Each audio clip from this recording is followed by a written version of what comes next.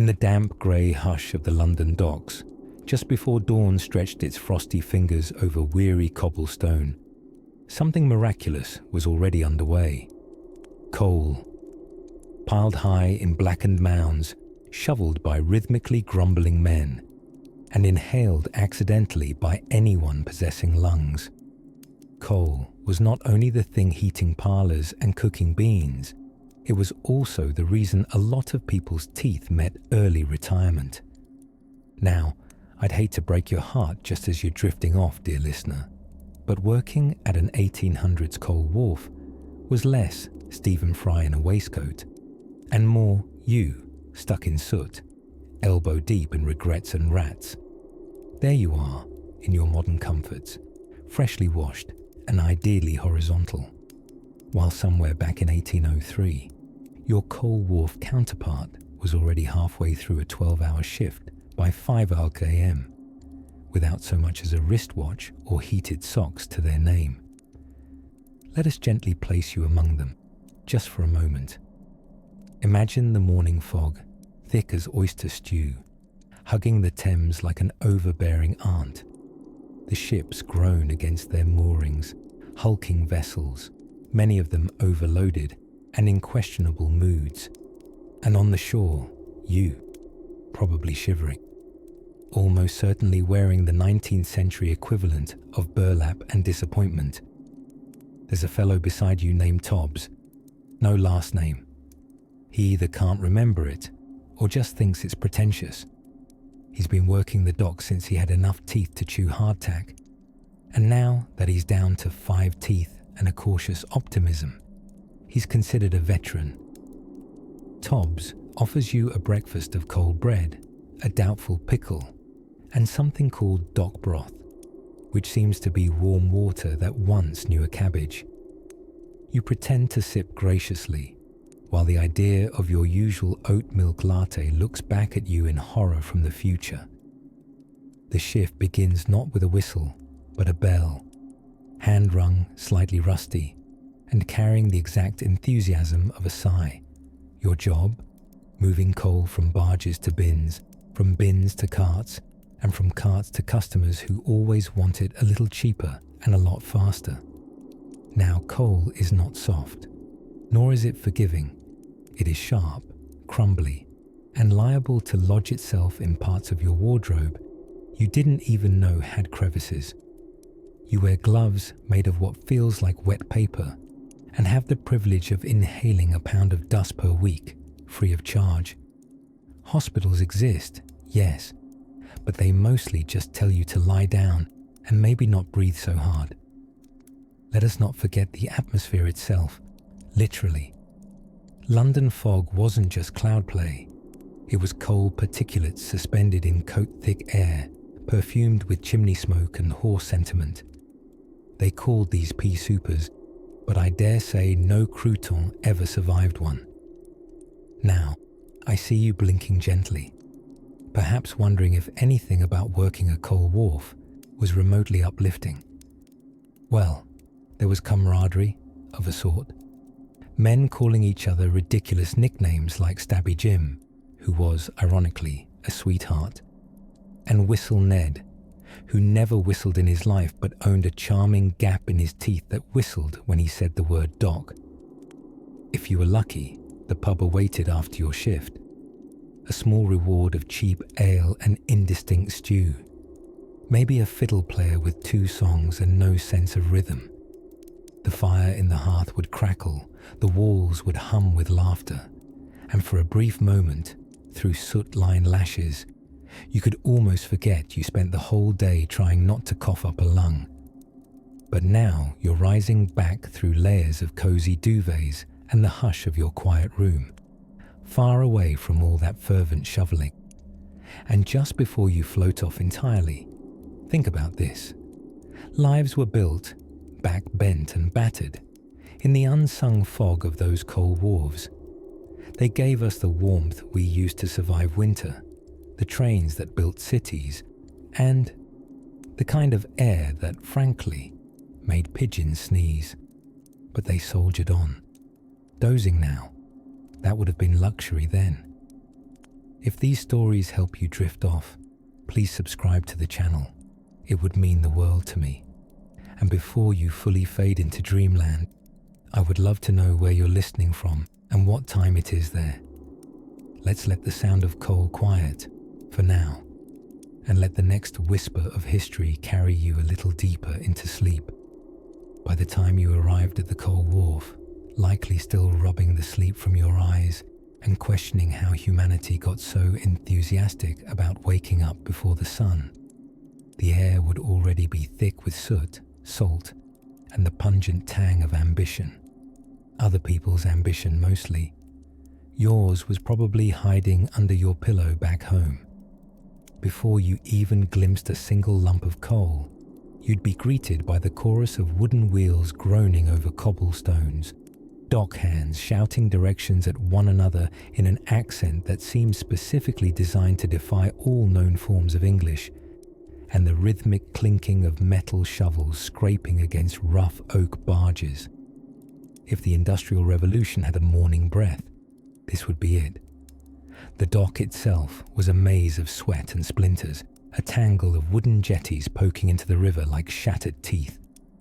Barges, low-slung and sullen, snuggled against the piers, their hulls heavy with black gold.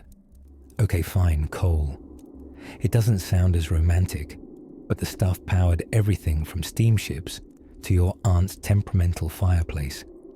Now, let's suppose you somehow bonded with the idea that industry was grand and progress was noble, and you noble too, hoisting your metaphorical shovel to the morning sky with gusto. Then came the actual shovel, the not at all metaphorical one, slapped into your hand by a gaffer who looked like he wrestled wolves in his free time and hadn't had a positive thought since the Napoleonic Wars. "Get to it, lad," he'd growl. Whether you were a lad, lass, or tax-paying pigeon, this was the general form of address. Your job? Move that coal from here to there. Coal came in bags, barrels, loose, or just lying there like an existential burden. It had this stubborn habit of refusing to move itself. Loading it onto carts or down chutes required the kind of posture that would make chiropractors weep with anticipation. The coal dust coated everything, your boots, your hair, your spirit. It snuck into your lungs with every breath, leaving a permanent taste of Monday. This job was no 9 to 5. Shifts began at dawn and ended, well, usually after you forgot your own middle name. There were no coffee breaks, no OSHA regulations, and certainly no earplugs. The constant slamming and dragging and bawling created a kind of chaotic lullaby that buzzed in your ears long after the workday ended, assuming it ever did. Then there were the bosses, charming individuals with names like Thistlewick or Grim, who measured your productivity in wheelbarrows per hour and encouraged you with phrases like, "Faster now, we're not at a picnic," or, "If you can breathe, you can lift." It's amazing no one embroidered that on a pillow. And let's not forget the perils. Splinters the size of pencils, ropes that snapped like angry snakes, and slips that ended in the Thames with nothing but your dignity and one boot bobbing merrily downstream. You also had competition. More workers than jobs, always. If you took too long dumping coal, someone 2 steps behind you would helpfully suggest, "Let me take over, mate," while putting their hand on your shovel in a way that suggested it was now their shovel, and possibly always had been. Clothing was chosen not for style, but for survival. Thick wool, sturdy boots, and a hat that said, "Yes, I've given up, but I've done it fashionably." You started the day cleanish and ended looking like a poorly disguised chimney. And yet, amidst this brutal ballet of labour, there was a strange camaraderie. Jokes passed between blinks, songs hummed under soot-stained beards, and the occasional noon apple smuggled in from a dockside crate. A bite shared with a fellow labourer became a small act of rebellion, a reminder that even in the most backbreaking conditions, people remained, well, people. You might spot a boy running messages barefoot, dogs trotting under carts like unofficial supervisors, and in the evenings, the faint glow of a harmonica drifting over the river, played by someone who couldn't read music but could read the mood, likely playing some mournful tune about coal, life, the price of ale, or lost love, often all in one verse. So no, you likely wouldn't have lasted the day, but you'd have walked away with a deep, gritty respect for those who did, and a desperate need for a bath. Now, as the sun lowers its yellow eyebrow over the Thames and the last barge's ropes groan like bedtime yawns, we'll shuffle from the coal wharf and peek into the world behind it, into the strange, smoky halls of the men who ran it all, with top hats, ledgers, and an unsettling fondness for monocles. The coal barges drifted in beneath cloudy skies, each one looking like a soot-smeared loaf of bread left too long in the oven. London's Thames was never precisely what you'd call pleasant, but in the 1800s, it smelled distinctly like someone had tried to make soup out of boots, tar, and someone else's regrets. At the centre of this chugging, clanking ballet of dock life, the coal wharves, a place where the sun dared not shine, not because of clouds, but because of soot. A coal wharf didn't just handle coal, it became coal. The very air felt powdered. Imagine trying to blow out birthday candles, but instead of flame, what's on the cake is just an extra helping of anthracite. Let us zoom in on a figure standing atop the timber planks of Sweeting's Wharf. Boots thick with mud, shirt unbuttoned, just enough to reveal a modest triangle of chest hair barely distinguishable from coal dust. His name was George, or Bill, or Tom. It honestly didn't matter because, like most coal wharf workers, he didn't own more than 2 shirts, and they were both stained the same charcoal grey within a week of hire. He stood at the edge, waiting for the latest lighter, a smaller coal-carrying boat, to sidle up beside the wharf. These vessels, squat and broad, were to the Thames what ice cubes are to a punch bowl, floating, numerous, and often bumped into with little apology. The men aboard would ply massive iron hooks into the ropes and haul their black cargo of industrial dreams, coal for the city, coal for the empire, coal for people who would later need extensive sinus surgery. Unloading was a job done with almost melodic repetition. Giant baskets, known charmingly as skips, were lowered down, heaped with coal, grunted over, and winched back up by hand or primitive steam gear that squealed like it was ashamed of what it was doing. It was all done amid shouting, swearing, and the occasional impromptu lesson on gravity when someone took a misstep.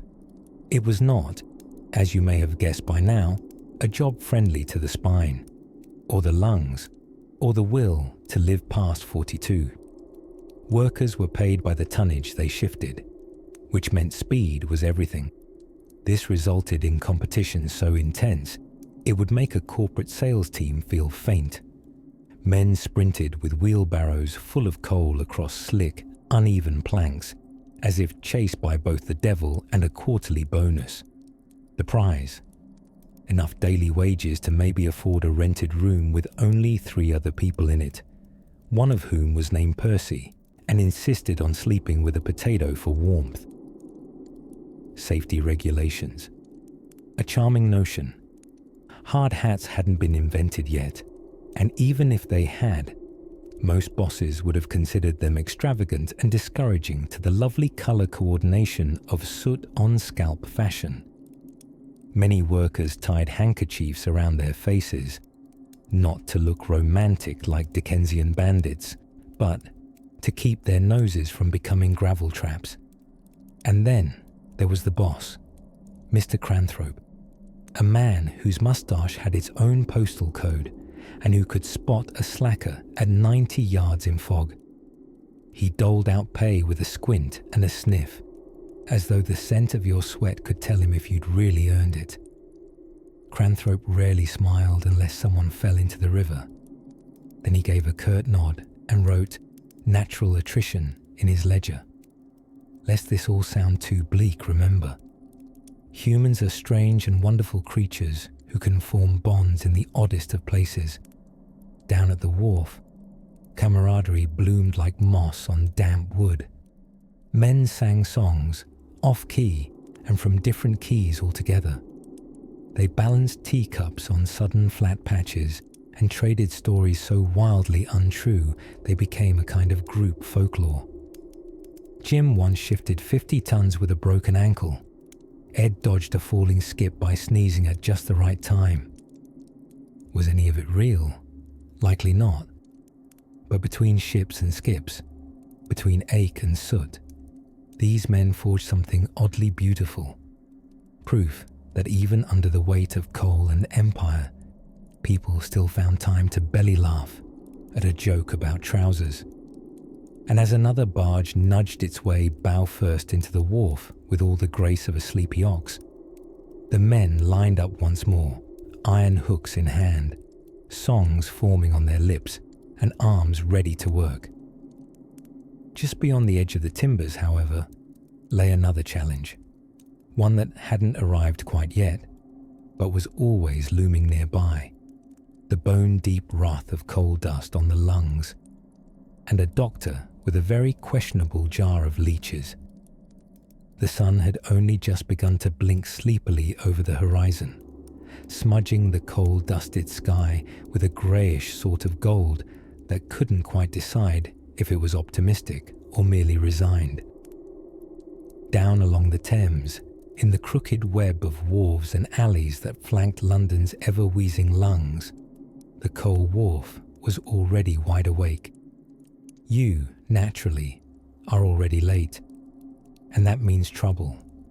Not the capital letter trouble of a scandal or a barroom brawl, no.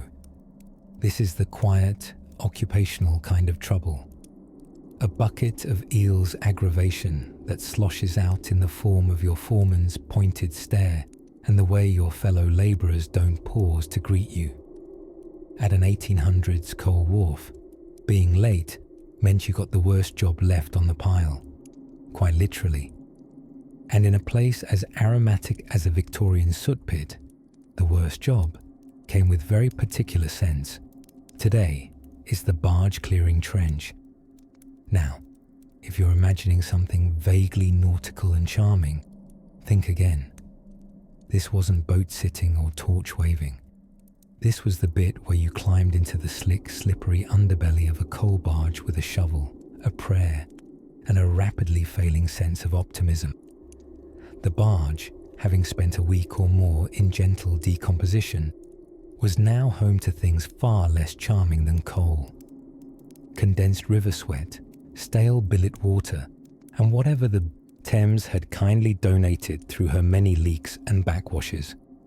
Occasionally a rat, often something worse. Coal had this delightful habit of turning everything it touched black, and you, dear friend, are no exception. In just 20 minutes, you've become a Franz Kafka insect. If that insect had been on a diet of soot, spoiled beer, and despair, every shift of your body sends up clouds of coal dust, like some deranged Victorian snow globe. The other workers, seasoned as old boots and just as fragrant, lean against crates and cough as they work, which is the coal wharf version of lively banter. No one speaks unless it's to mutter something like, "Oi, watch your shovel," or "That rat's got a knife, I swear it." And speaking of shovels, have you ever tried using one for 6 hours straight? Not in a metaphorical flirting with fitness way, but in a real, back-breaking, wrist-sundering, coal-flinging way. The 19th century shovel was less a tool and more a moral test. Blistered hands were your rite of passage. Splinters were practically wages. Lunch, or the halt, as it was ominously nicknamed, was the briefest truce in an otherwise unrelenting war against coal. It wasn't a meal so much as a moment. Cold tea, crusty bread, maybe a bit of cheese if you were feeling flush from payday, which you never were. You'd eat sitting on a pile of coal sacks, your face painted with soot like a child who's gone mad with the mascara. Conversation veered from the price of ale to the newest type of coal scuttle, always delivered in the rich, poetic slang of the Wharf. Coal cough, black-breathed, gibber stackers. Each phrase sounding like nonsense, but deeply meaningful to those whose lungs had started to whistle like poorly maintained kettles. Even the blankets of smoke that hung over London took on hues of familiarity. The pea soup fog, thick enough to chew, was part of the ambience. They didn't call it the great stink of London for nothing. Coal dust saturated the city air until clothes, walls, and even eyebrows bore the same ashen tint. People found love under this soot-coloured sky, wrote poetry in rooms that smelled faintly of sweat and fuel. It was, in a way, home. Back on the wharf, though, there was a rhythm developing. The barges groaned against the stone. The shovels scraped a kind of industrial lullaby as load after load of coal was moved into waiting carts, which would drag their grim cargo off to power smelting furnaces, stove fires, and possibly a murder mystery evening at Buckingham Palace. The workday was not measured in hours, but in aching limbs and the changing pitch of the foreman's whistle. By now, your once white collar, if you were foolish enough to wear one, has become a memorial to who you used to be. Your legs wobble like day-old jelly, and your fingernails could plausibly be used to write gloomy Victorian poetry just from the soot caught underneath. Still, as the daylight softens into evening, there's a strange kind of magic swaying through the grime-tinged air, a melody in the chaos, because here, beneath the coughing smoke and the clattering barges, is a kind of gritty poetry, one that mixes charcoal and cobblestone, bruised knuckles and beer-soaked chimney dreams. As twilight rolls in, you're sent home, if you can call a walk through dim lanes and smoky fences homeward. But before your feet turn toward your rickety lodging and its cold porridge dinner, there's still one more place you'll need to stop, somewhere you wouldn't expect. A room where grit meets glory, and the humble coalman rubs elbows with the gentry. But that, of course, is a story gently waiting on the next barge. By the time the sun creaked above the creosote-streaked rooftops of the coal wharf, the air was already full of the kind of enthusiasm only soot and back-breaking labour could provide. Picture a foggy morning by the docks, where everything seems ever so slightly damp and morally ambiguous. The docks were known for many things: mountains of coal, suspicious eels, and a general disregard for the spinal alignment of workers. Now, let's discuss the men who kept this operation trudging along. Dock porters.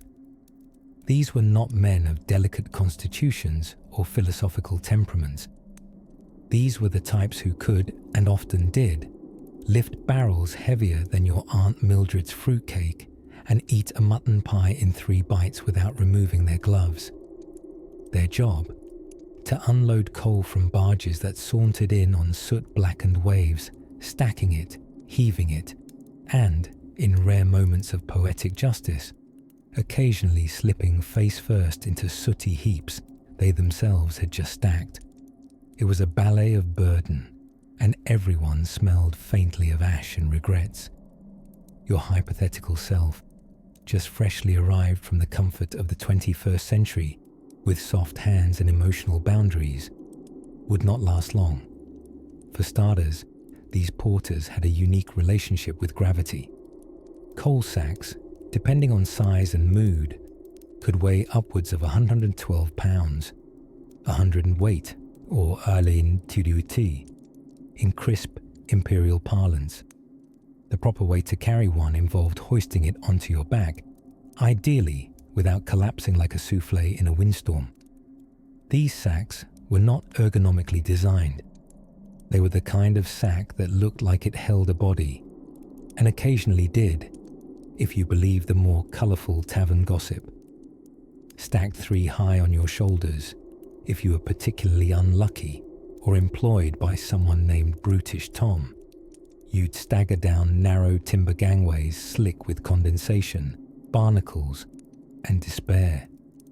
Meanwhile, the bosses, nicknamed coal meters, carried clipboards before clipboards were a thing, tallying weights and sometimes inventive insults towards slower workers.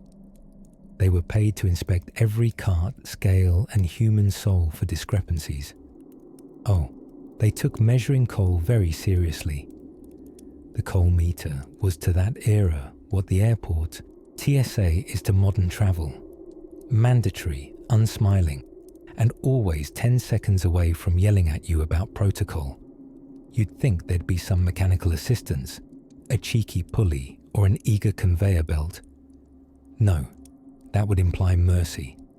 This was an era when innovation meant strapping small boys to chimney brushes and sending them upward like dusty rockets. So it should come as no surprise that machinery on the wharf was largely limited to the occasional rusted winch and the questionable strength of a horse that hadn't had a decent cough-free day since 1837. And then there was coal dust, that lovely airborne garnish that settled on every surface and crept into every crevice. After just 10 minutes, your nose would look like a Dickensian chimney. The dust wasn't merely cosmetic, it was renowned for coating lungs with the permanence of wallpaper paste. By age 30, many veterans of the trade wheezed like haunted concertinas. Still, they pressed on, because back then, being stoic while slowly perishing was nearly mandatory. Mid-shift meals were often consumed sitting on bags of coal, because of course they were. Say goodbye to hygiene, and enjoy your dinner of bread and dripping under the kind affection of circling gulls. Gulls that somehow developed a taste for shoe leather and eye contact. Water was rarely clean, coffee a luxury, tea a possibility, assuming you didn't mind it tasting faintly of iron nails.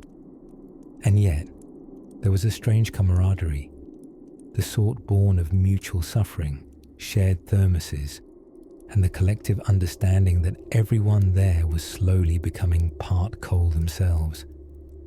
Jokes were dark, songs were half mumbled, and when one worker let loose a spectacular sneeze cloud of pure carbon, he received a round of applause and a rye cookie from someone's coat pocket.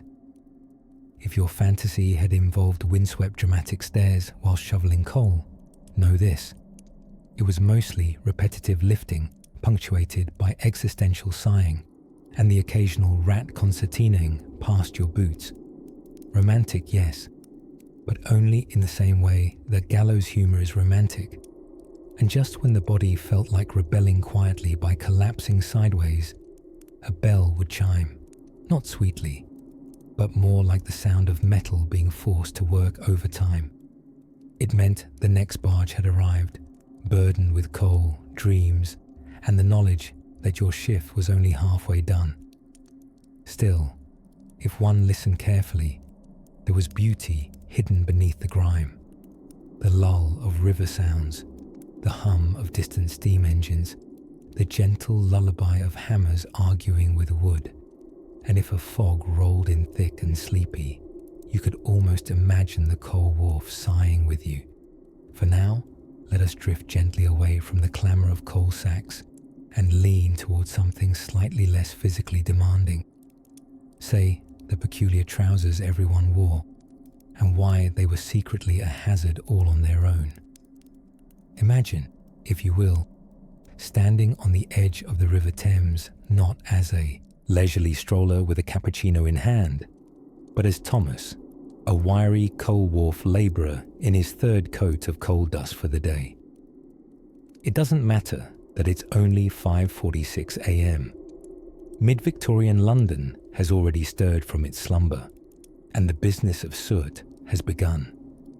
The black barges, squat and grimy, bump their way along the riverbanks, coughing out men like bad dreams from an industrial fever. Smoke bleeds into the sky, charcoal plumes blending awkwardly with the morning mist. The air smells like burnt toast's angry cousin, acrid, hot, and unrelentingly present. By now, your nose has given up wondering when it all went wrong. Thomas, like his fellow wharfies, wears boots heavy as guilt and a cap as perpetually damp as a Monday laundry line. He's about to begin his favourite morning ritual, searching the coal heaps for any fallen chunks worth pocketing. Not stealing exactly, more like historically sanctioned scavenging, a bit of Victorian bonus pay in the form of pocket coal. In an age before labour unions and HR departments, or the concept of breakfast breaks, that one lucky fist-sized lump might be the difference between cold tea and a warm supper. Coal itself, you see, was king in the 1800s. It powered trains, factories, homes, and even the dreams of empire. But like any monarch worth its salt, coal demanded a court of the exhausted and expendable. The wharves were its antechamber, and each sack, each soot-streaked dock plank, bore testimony to a labour so tedious, even the rats considered changing careers. A man named Sammy, whose two remaining teeth held opposing political views, spent most mornings chanting a work song so tuneless it made nearby dogs question their life choices. His arms, however, were sculpted from years of slinging sacks of coal that weighed more than a complacent corgi. A small child slipped once and was promptly declared part of the cargo. Sammy fished him out between loads and gave him a biscuit from his pocket. It had mostly lint and a suspicious crunch, but it was the thought that counted. And then there was the issue of measurement. You'd think the Victorians, a people so obsessed with petticoat etiquette and monocle angles, would have standardized how much coal was in a bushel. But no. The coal industry was a joyful mess of inconsistent volume measures, a carnival of confusion. One seller's ton might be another's gentle suggestion. If a coal sack came up light, the wharf foreman might frown and look meaningfully at his cane. They called it administrative correction. You'd call it a misdemeanor assault charge. In this frosty reality, even the tools were as unforgiving as the supervisors. Coal was shifted with shovels that had seen better centuries. The wheelbarrows creaked more dramatically than a Shakespearean actor with gout. Splinters were a daily meditation. Blisters, just part of the uniform. Gloves existed, yes, but mostly in the dreams of well-dressed gentlemen on the other side of the Thames. Over here, calluses were your handshake. Still, there was a kind of rough music to the worksite. Barrels thudded in percussive rhythms, boots crunched on scattered fragments of coal, and above it all, the occasional yell of someone who dropped a sack, a wage, or possibly dignity into the river. When the Thames tide turned mid-morning, as it often did without consulting anyone, the smell changed slightly. The mingling of coal smoke and brine created something close to the aroma of enthusiasm being slowly boiled. It was at this point that Thomas would pause, lean against a stack of sacks, and light the stub of a pipe so tired it only puffed out once every 3 attempts. Still, the ritual mattered. Someone nearby would break into a bit of gossip, usually involving a neighbour's illicit goose or an improbable cousin who'd once owned 2 shirts. There'd be a collective grunt, somewhere between disbelief and envy, and then it was back to work. Lunch, such as it was, often arrived in the form of a ludicrously wrapped meat pie, if one were lucky, or a hunk of bread harder than Victorian furniture if one weren't. Either way, the meal would be swallowed quickly, as pigeons hovered deceptively close, judging everyone's choices both dietary and moral. But beyond the grime and groans, the coughing from unventilated lungs and the injuries passed off as character building, there lingered a strange, persistent camaraderie, a silent understanding among men with soot in every crevice that they were doing something necessary. Awful, yes. Backbreaking, unquestionably, but vital in the way that only the thankless jobs ever are. As you rest now, soot swirling gently in your imagination like black snowflakes, imagine the sound of boots walking away from the wharf, throats clearing, hacks softening, stories shared over cracked mugs of tea. Because as the day wears on, our coal wharf crew has quite a bit further to go. Most especially when it comes to their fellow co-workers not made of flesh and bone, but fur and tail. As the early rustling of dawn stirred the soot-laced waters of the River Thames, one thing became immediately obvious to our imaginary 1800s coal wharf labourer. Your day, already cursed by proximity to a foggier reality and a slightly damp sock, was about to hinge upon one monstrous invention of the industrial age, the coal cart. Now, a word on coal carts. If you've ever seen a shopping trolley misbehaving on a supermarket slope, imagine that. Except it's heavier than regret, slick with coal dust, and has wheels with the agility of an offended cow. The Victorian coal cart was essentially a stiff-legged metal box with wheels designed by someone who presumably hated everyone's spine. These carts needed to be filled, manoeuvred, and unloaded with precise chaos. They were often drawn by horses, yes, but not always. At some wharves, portions of the dock weren't accessible with carts that had horse-sized egos blocking the path. That meant some labourers had the pleasure of manually tugging a half-ton of coal uphill on a cobblestone slope, presumably while humming, "Why did I choose this line of work?" to the tune of a dirge. The process went like this. A large boat, black with soot and worry, would float into position. It carried tons of coal in its belly, as if it too was suffering from 19th century indigestion. Men would clamber aboard, shovel in hand, and scoop coal into baskets, which were then hoisted onto the wharf. From there, the next round of unfortunate souls, possibly you, would heave it into carts. Coal was not light. It wasn't even heavy in a respectable way, like gold or moral burden. It was heavy in a petty, uneven, splintering way. Each chunk fought back. Every lift risked bruised shins, a slightly fractured dignity, and the occasional unrepeatable word muttered beneath one's breath, which, in those days, could include truly offensive expressions such as blasted pebble rot and drat that cart to the workhouse. And we haven't even discussed balance. Here, it turned out, geometry was not your friend. Coal loves to shift, instinctively, maliciously. You'd fill the cart carefully, but the moment you turned your attention, or your back, it would lurch to one side with all the subtlety of a falling wardrobe. Spillage, of course, meant starting again.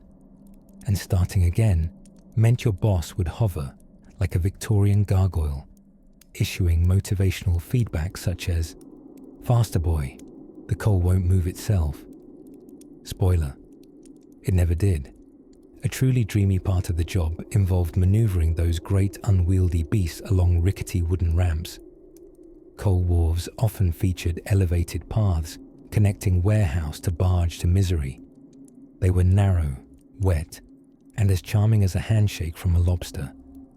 Pushing a loaded cart on these ramps required not only strength, but also the existential calm to know that at any moment you might find yourself chasing, or being chased by, your own cart as it picked up momentum towards an impromptu aquatic adventure.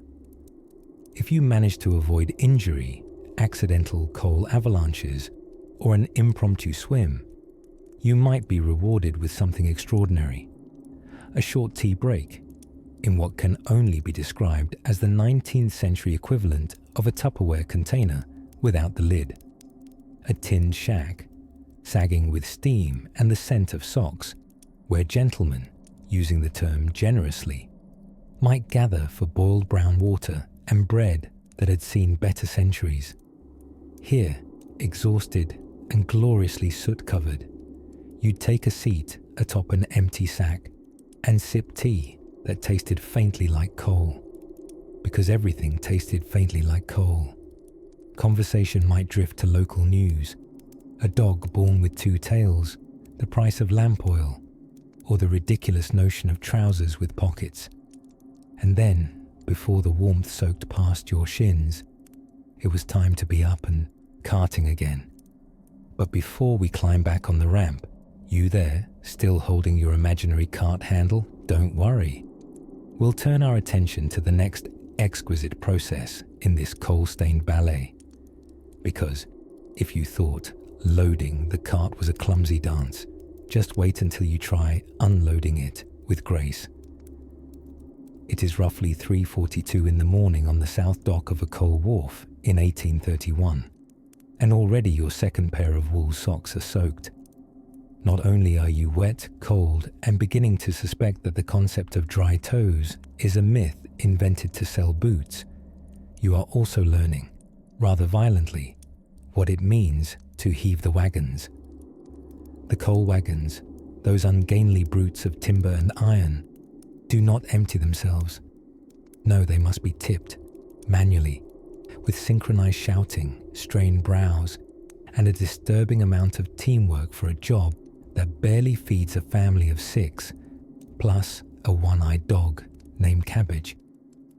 It takes 4 men to hoist one of these squarish monsters, each man pretending they actually enjoy the smell of coal dust in their lungs. You grunt along with the others.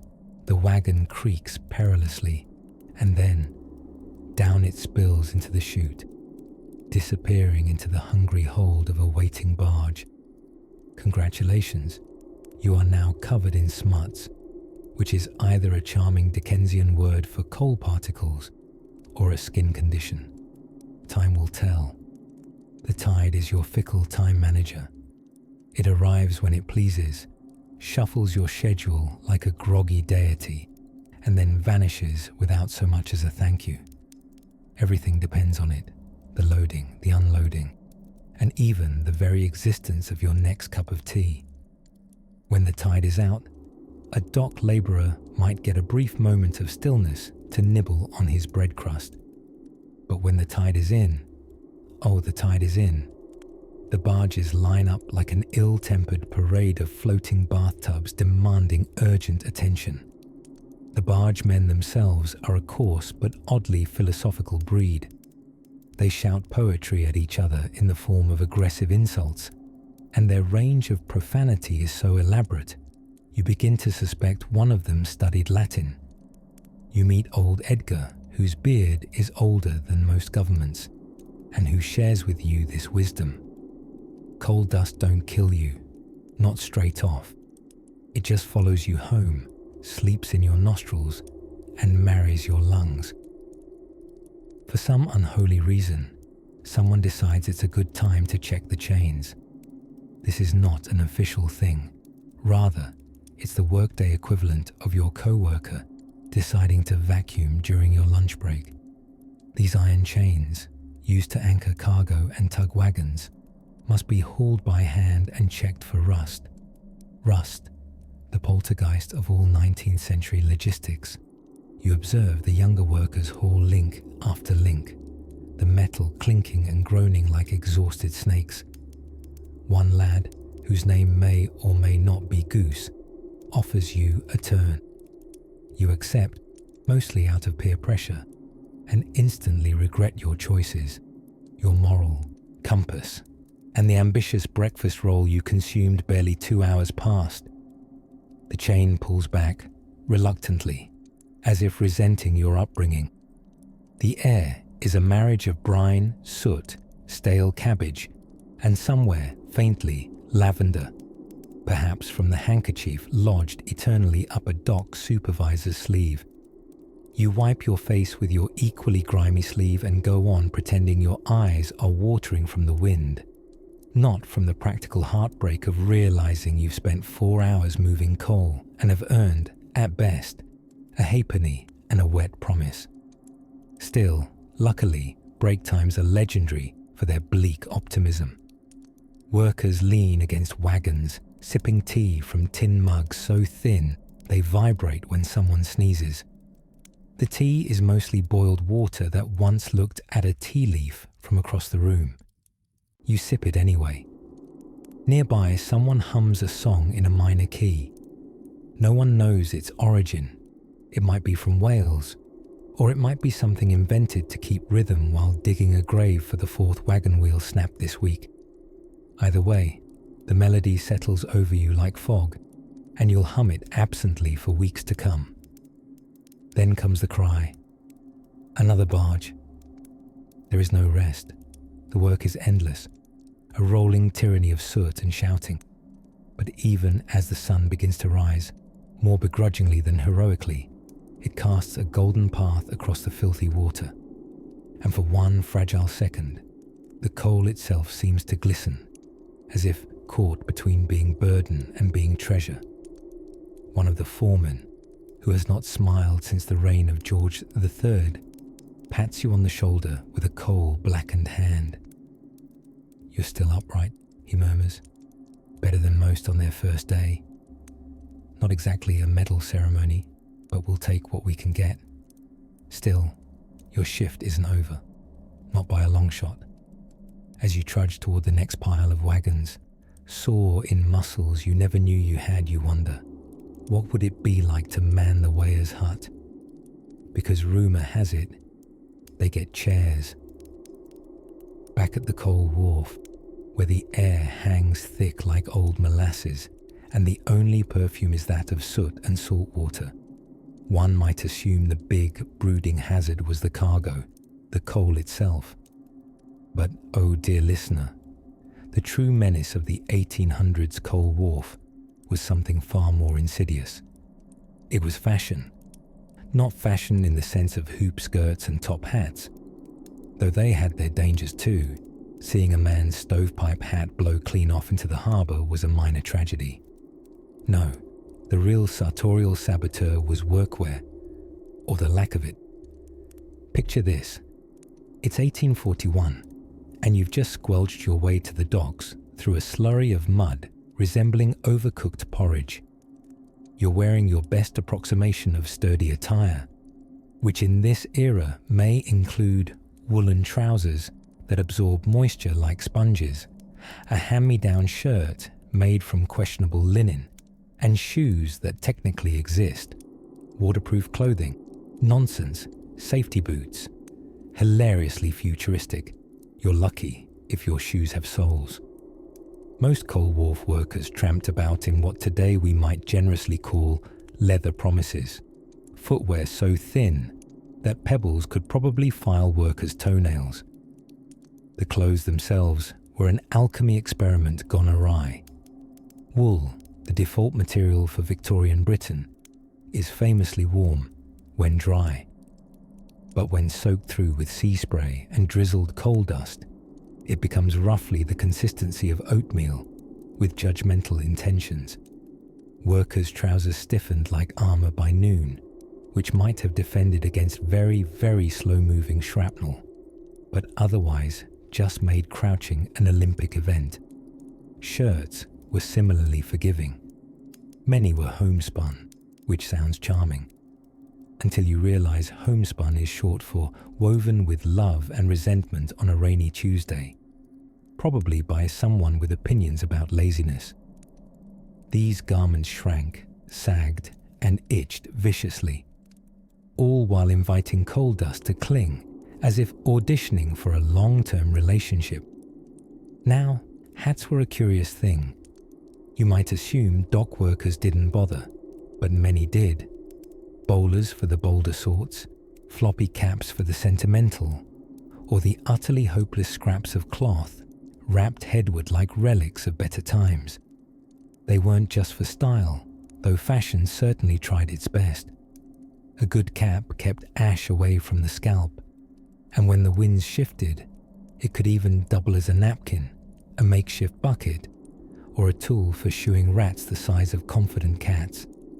Let's not forget gloves, mainly because there weren't any. Hands were expected to take their lumps, quite literally.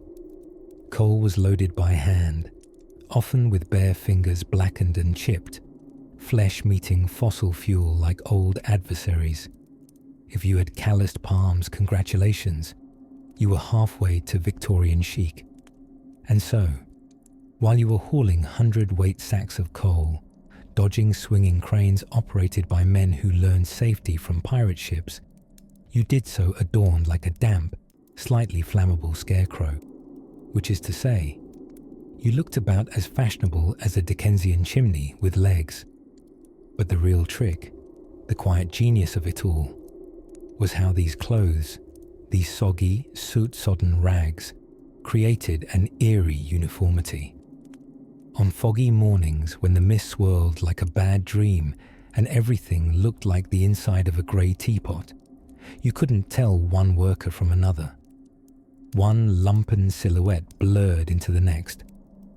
There was a certain poetry in it, albeit the kind scrawled in dirty iambic pentameter with a coal-smudged finger. They all became shadows of each other, faceless figures moving through the monochrome world of the wharf.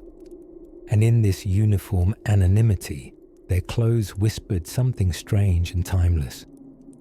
You are not here to be seen. You are here to endure. Which, while not exactly comforting, probably sounded good on the recruitment posters.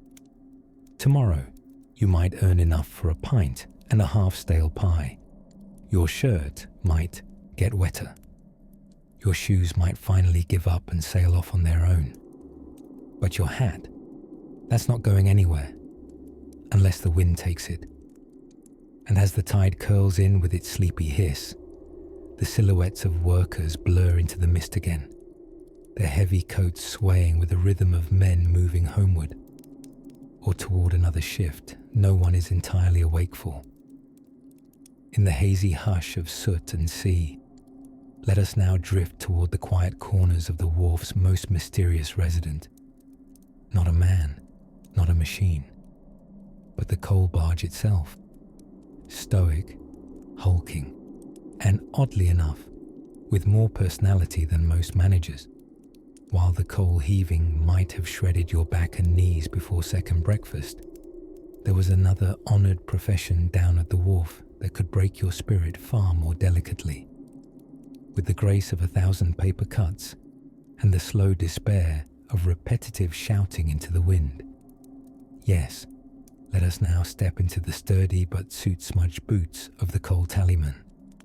The tallyman's job was simple in theory and excruciating in execution. Count every single sack, barrel, or shovelful of coal that passed through the dock. Yes, count. That's it. A sacred calling for the arithmetic-inclined and sleep-adverse. Picture, if you will, a man wrapped in an oversized wool coat, half mildewed, armed with a wooden slate and a bit of chalk, eyes scanning every cart like a librarian watching teenagers near a bookshelf. Now imagine it's raining, because it nearly always is, and because this is the 1800s, when meteorology was more philosophy than science. Your chalk won't write on your slate, because the slate is now mostly mud. But the coal still must be counted, or else someone, likely you, will be blamed for missing sacks, pilfered payloads, or the general collapse of industrial capitalism. Tremble not, brave tallyman. The coal industry thrived on contradictions. It expected maximum accuracy from minimal stability. Sacks rarely weighed the same, deliveries were rarely on time, and the men heaving them from the holds of ships were not especially interested in cooperating with the tallyman's meticulous record-keeping. For good reason, really. All that counting often led to dock workers getting docked for misloads, shrinkage, and someone sneezed too close to the ledgers. Still, the coal tallyman wrote it all down with admirable British resolve. 1, 2, 3, shrug of confusion, 10, 12, 5, another sneeze, start over. All while being mildly yelled at by both loaders and overseers, and occasionally pelted with coal dust that somehow had both weight and velocity, like being snowed on with tiny pebbles, only more carcinogenic. By midday, the tallyman's fingers were blackened from coal smudges and pencil nubs, not that it mattered. If he paused to clean his hands, 50 more carts would pass, ruining his count and his credibility. And that would lead to paperwork. In triplicate. Now, lest you think, the job lacked excitement. Rest assured, it was often thrilling, in the same way trying to fix a leaky roof in a windstorm is thrilling. Tallymen had to keep a sharp eye out for sneaky distractions. Sacks double counted, or deliberately miscounted by loaders trying to shirk a load.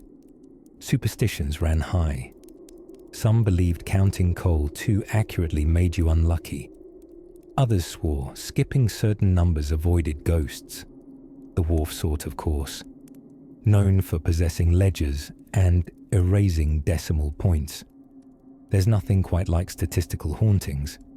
Beyond the numbers, the tallyman needed diplomacy. He stood between two powerful coal narratives, the shipmasters unloading as quickly and often as overstocked as possible, and the cart owners grumbling over exact loads. Discrepancies could spark an all-out shouting match, which the tallyman would adjudicate using the vast authority of a pencil stub and a perpetually damp notebook. In some more prosperous ports, a tallyman might be rewarded with a tiny hut, barely larger than a coffin with windows, where he could sit and tally with minimal interference. But in most wharfs, he stood like a human bollard, steady and unthanked, slowly becoming one with the dockside planks. And when the day's end finally rolled around, as the last barge creaked into the night and the scent of coal and brine gave way to the faint aroma of evening stew, the tallyman retired home, eyes twitching from numbers, hands shaking from too much strategy chalk sniffing, and heart warmed only by the knowledge that tomorrow he would do it all again. Never has math smelled so strongly of kerosene. So if, in your imagined trip back to 1800s dock life, you thought you'd escape the back-breaking labor by opting for something less physical, perhaps with a nice desk and a system of tallies, be warned. The only thing less forgiving than a coal cart is a misaligned column in the captain's ledger. And as the tallyman gently folds up his smudged papers and dreams of equations that balance themselves, we turn now, slowly and sootily, to the brave, battered horses of the coal cart circuit, and the men who drove them through muck and mayhem with more faith than brakes. Between the stack of soot-blackened crates and the clatter of hobnail boots on wood, you might catch a strange little scent, faint, elusive, oddly sweet, and absolutely out of place. That would be the molasses.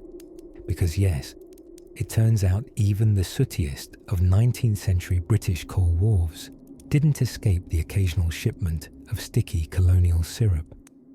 And tonight, we find ourselves standing precisely at the intersection of coal dust and caramel drizzle on what was known, ironically, as the Sweet Dock. Now, don't be fooled by the name. There was nothing particularly sugary about life here. The molasses barrels arrived irregularly, mostly from the Caribbean, and despite the intoxicating smell, none of this syrup was destined for dessert. It was bound for breweries, distilleries, or Victorian patent medicine. Yes, back then, molasses could find itself labelled as a cure-all tonic, just as long as one was willing to accept smothered in treacle as a legitimate form of medical intervention. But back to the wharf. You need to imagine the scenery first. Picture narrow wooden gangways balancing precariously over oily water, like planks across the back of Hades' own duck pond. Below, oversized rats flick their whiskers and scamper with entrepreneurial energy. Above, cargo cranes creak like old knees in a fog of coal dust and sea salt air. Now drop yourself into a pair of boots. Not your boots, of course. They'd never survive. Victorian boots with cracked leather and soles that whisper from being worn so thin. You are hunched under the barrel ramp. One of the molasses casks has sprung a leak, and it's now your job to stop it from dripping onto the other workers. A surprisingly controversial workplace offense back then.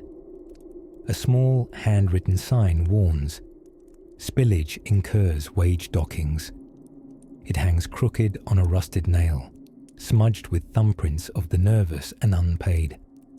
To plug the leak, someone hands you a rag that smells like it once belonged to a horse. You are to wedge this into the hole while simultaneously balancing on a slick wooden beam, not uttering a single curse, for the foreman's mother, who visits daily to nag the crew into morality, has made it her mission to document all forms of foul language. She keeps a ledger with tabs like unkind words and blasphemy before 10 a.m.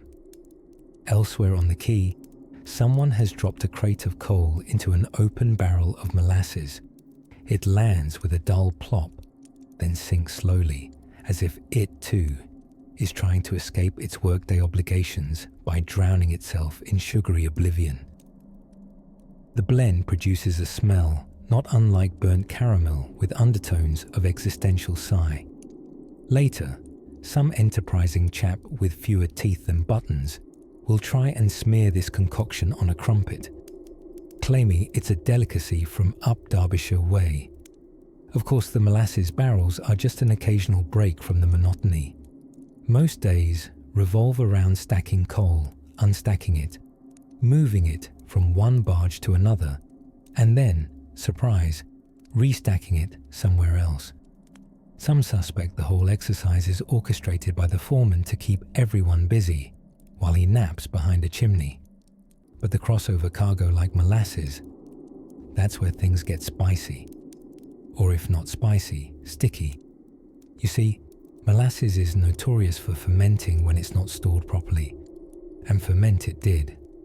During one particularly warm week, 3 barrels burst after what witnesses described as a suspicious amount of burping. An inquiry followed, of course, conducted by a man with mutton chops so large they had their own conversational style. The findings? Well, natural fermentation process accelerated by inattention, and ambient sailor singing. Apparently, sea shanties in high sea can encourage fermentation in uncooperative barrels. A strange truth, and oddly poetic. Still, the worst part of the molasses shipments wasn't the leaks or the fermentation, or even the rats who developed a taste for it and grew unnaturally shiny. It was cleaning up afterward. Coal wharves don't have mops. They have boys with buckets and scraped knees and something called ash slurry, which is really just old coal sludge repurposed as detergent. Imagine trying to clean syrup with grey mud. That's the sort of thing Victorian logic championed. You didn't argue. You attacked the sticky spot with grim resolve and ash. Then, when you were done, you were told to clean the ash with water, of which there was none. And so it lingered.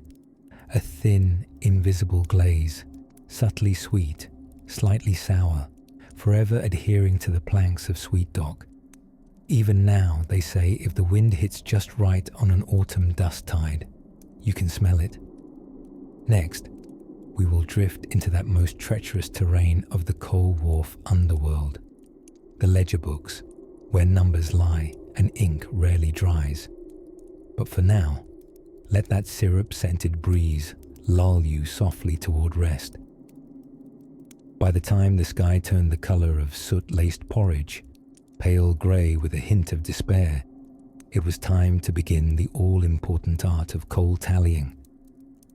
At first glance, this might sound like a quiet task, a tranquil bit of counting, ideal for someone who wants to play at industry without succumbing to sweat. But one must not be fooled. Coal tallying at an 1800s wharf was no less brutal than coal heaving. It simply wore a different waistcoat. Tallymen were the mathematicians of the docks, the human calculators armed with slate boards, chalk stubs, and a look of spiritual exhaustion usually reserved for monks in bad weather.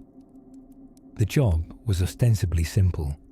Count each sack, each shovel load, sometimes each beastly lump as it passed from barge to barrow, then barrow to cart, then cart to the world beyond.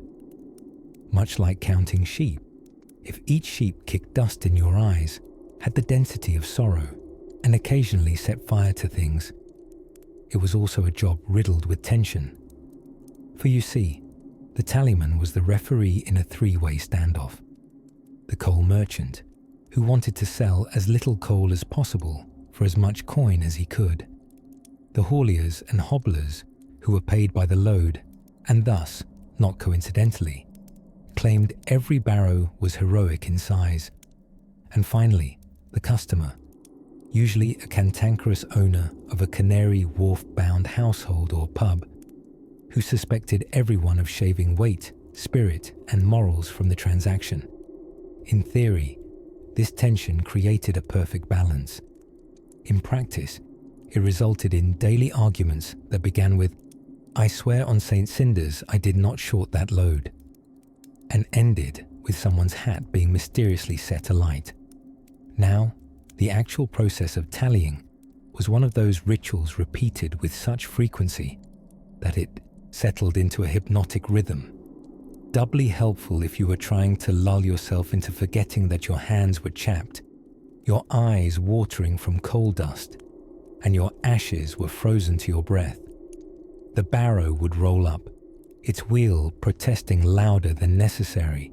The haulier would shout a number, often suspiciously round, and the tallyman would squint, tilt his head like a suspicious duck, and decide whether to record it as is or mark a suspicious star beside it. But here's where things are delightfully absurd. The whole system relied on honesty. In 19th century London, at a coal wharf, a place better known for creative interpretations of both weight and truth. To put it gently, bad maths was epidemic.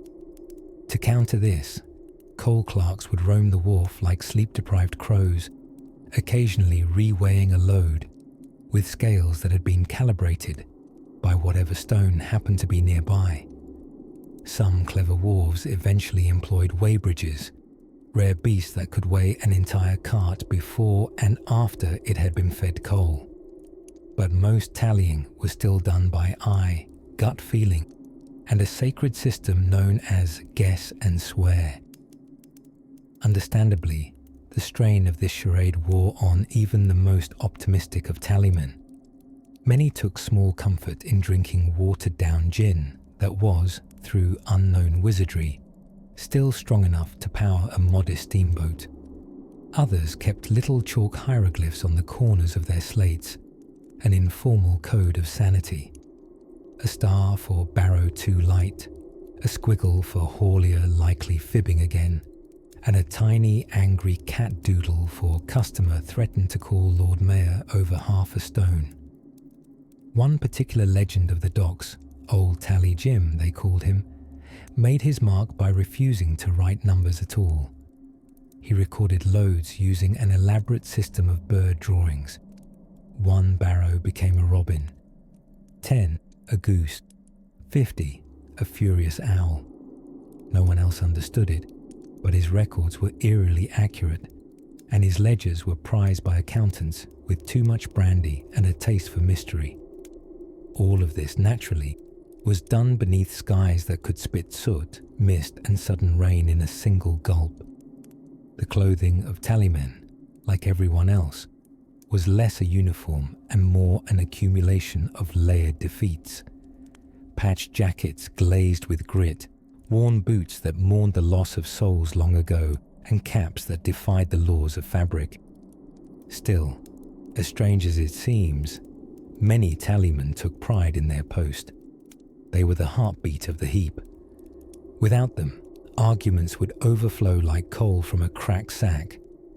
And despite the coughing, the cold, and the existential mathematics, they found a rhythm. Tap the chalk, mark the slate, breathe in the smoke, resist the urge to faint. Outside the edge of Wharf Row, the lamps flickered reluctantly to life, each one glowing like a tired eye against the settling dusk. Tallymen, chalkboards hugged to their chest, retreated into doorways or taverns there, days marks nearly rubbed away by drizzle. But not all had a ledger to write or a place to lean. Some stayed to check one last load. And that's where things began to smoulder, quite literally.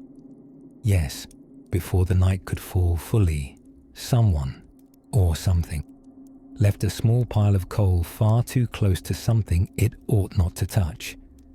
And that, dear listener, is how accidental fire joined the sleepy ballet of the wharf.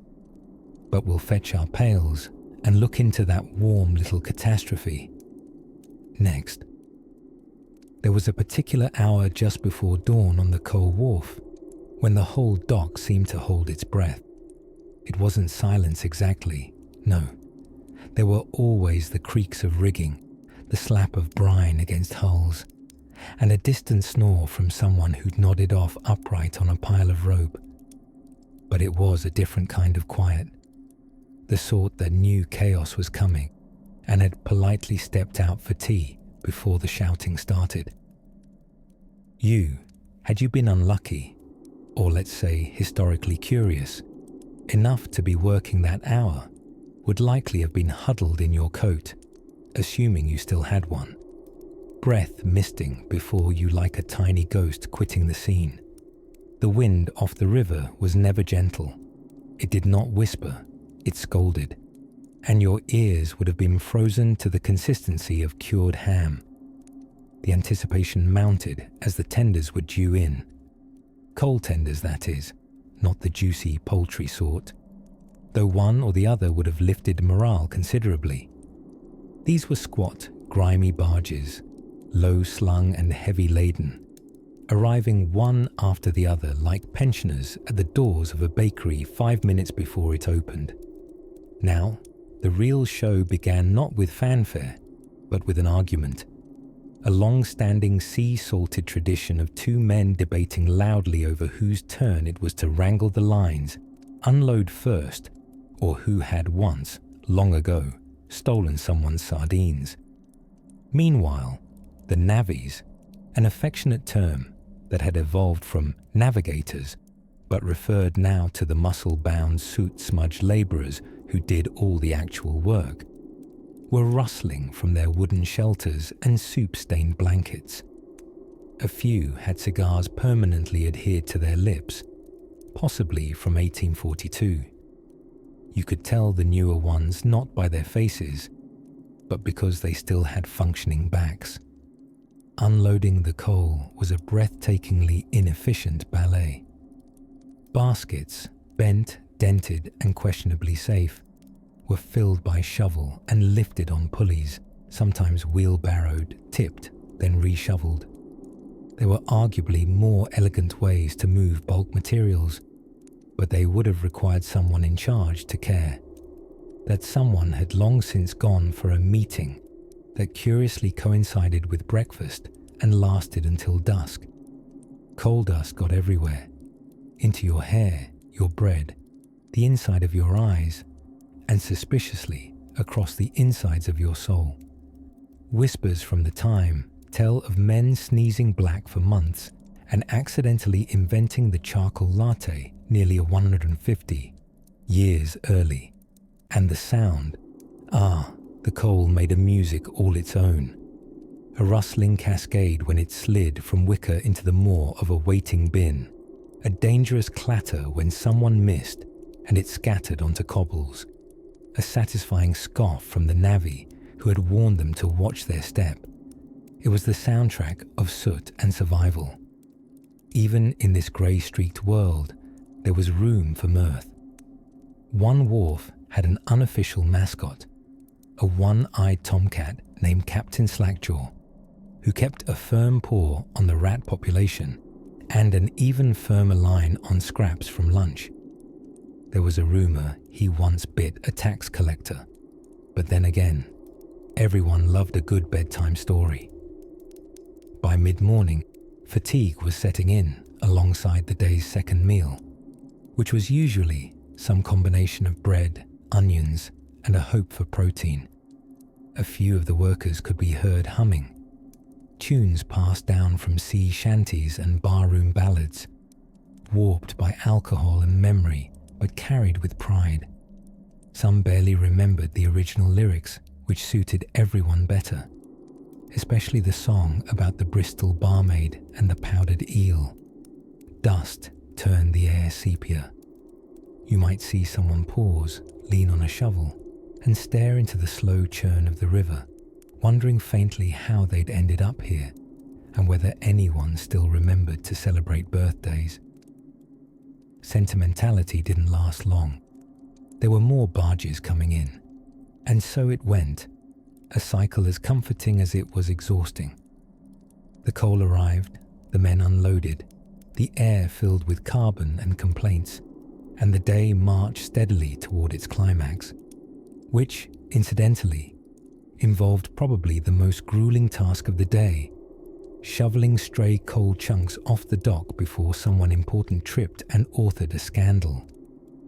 But that, dear listener, deserves its own soft spotlight. Drifting just ahead, like the warmth of a lantern on a foggy wharf, as the creaky wheels of the morning cart rolled in with a fresh load of misery, her coal, the sun struggled to filter its way through a smear of industrial fog, as if even it were pausing to ask, "Do you really want to see this?" By now, our feet are blackened, our shirts crusted with soot, and the air tastes like burnt toast soaked in pennies. A delightful vintage. But imagine you're not carting coal or shoveling it, but instead, weighing it. Ah yes, the weighman. A title that sounds vaguely impressive, almost noble. But in truth, this was the unsung middleman of the wharf economy. Perched in a rickety wooden booth that looked like it might collapse under the weight of a sneeze, the weighman judged every cartful of coal as it clattered in. Too light? Suspicion? Too heavy? More suspicion. It was a job that required sharp eyes, sharper pencils, and nerves that didn't combust at the constant accusatory glares of teamsters and merchants who didn't like their precious heaps questioned. You see, coal was sold by weight, and the price of a few extra pounds could quickly become a matter of dueling perspectives, and occasionally dueling fists. To make things ever so unnecessarily complicated, the weighing system of the 1800s was a treasure chest of confusion. There were long tons, short tons, wet tons, and dry tons. The difference between a long ton and a short ton, about 160 pounds and an argument. Now throw in the fact that coal, being an analog rebel, likes to absorb moisture faster than a sponge in a rainstorm, and things get even more thrilling. A damp load could weigh substantially more, earning much rejoicing from sellers and much shouting from buyers. Thus entered the coal trimmer. No, this isn't a whimsical term for someone sprucing up lumps of coal with tiny hedging shears. The trimmer's job was to balance coal in ships' holds to ensure the vessel wouldn't tip over or sink sideways like a melodramatic cake. But trimmers didn't just work at sea. Their art began at the wharf, where they expertly distributed weight in carts and containers to make it appear convincingly symmetrical. Their assistance with balancing the weight was appreciated by everyone except the poor weighman, who had to differentiate between expertly loaded equality and downright fraud. It was, in many ways, like judging a pie contest, where every contestant might have snuck in some lead marbles for extra substance. And while the weighman toiled with his ledger and tiny brass scales, he also had to fend off bribery with a discipline that would shame a monk. You see, with the price rigged by weight, a single notch on a tally stick could spell the difference between profit and penury.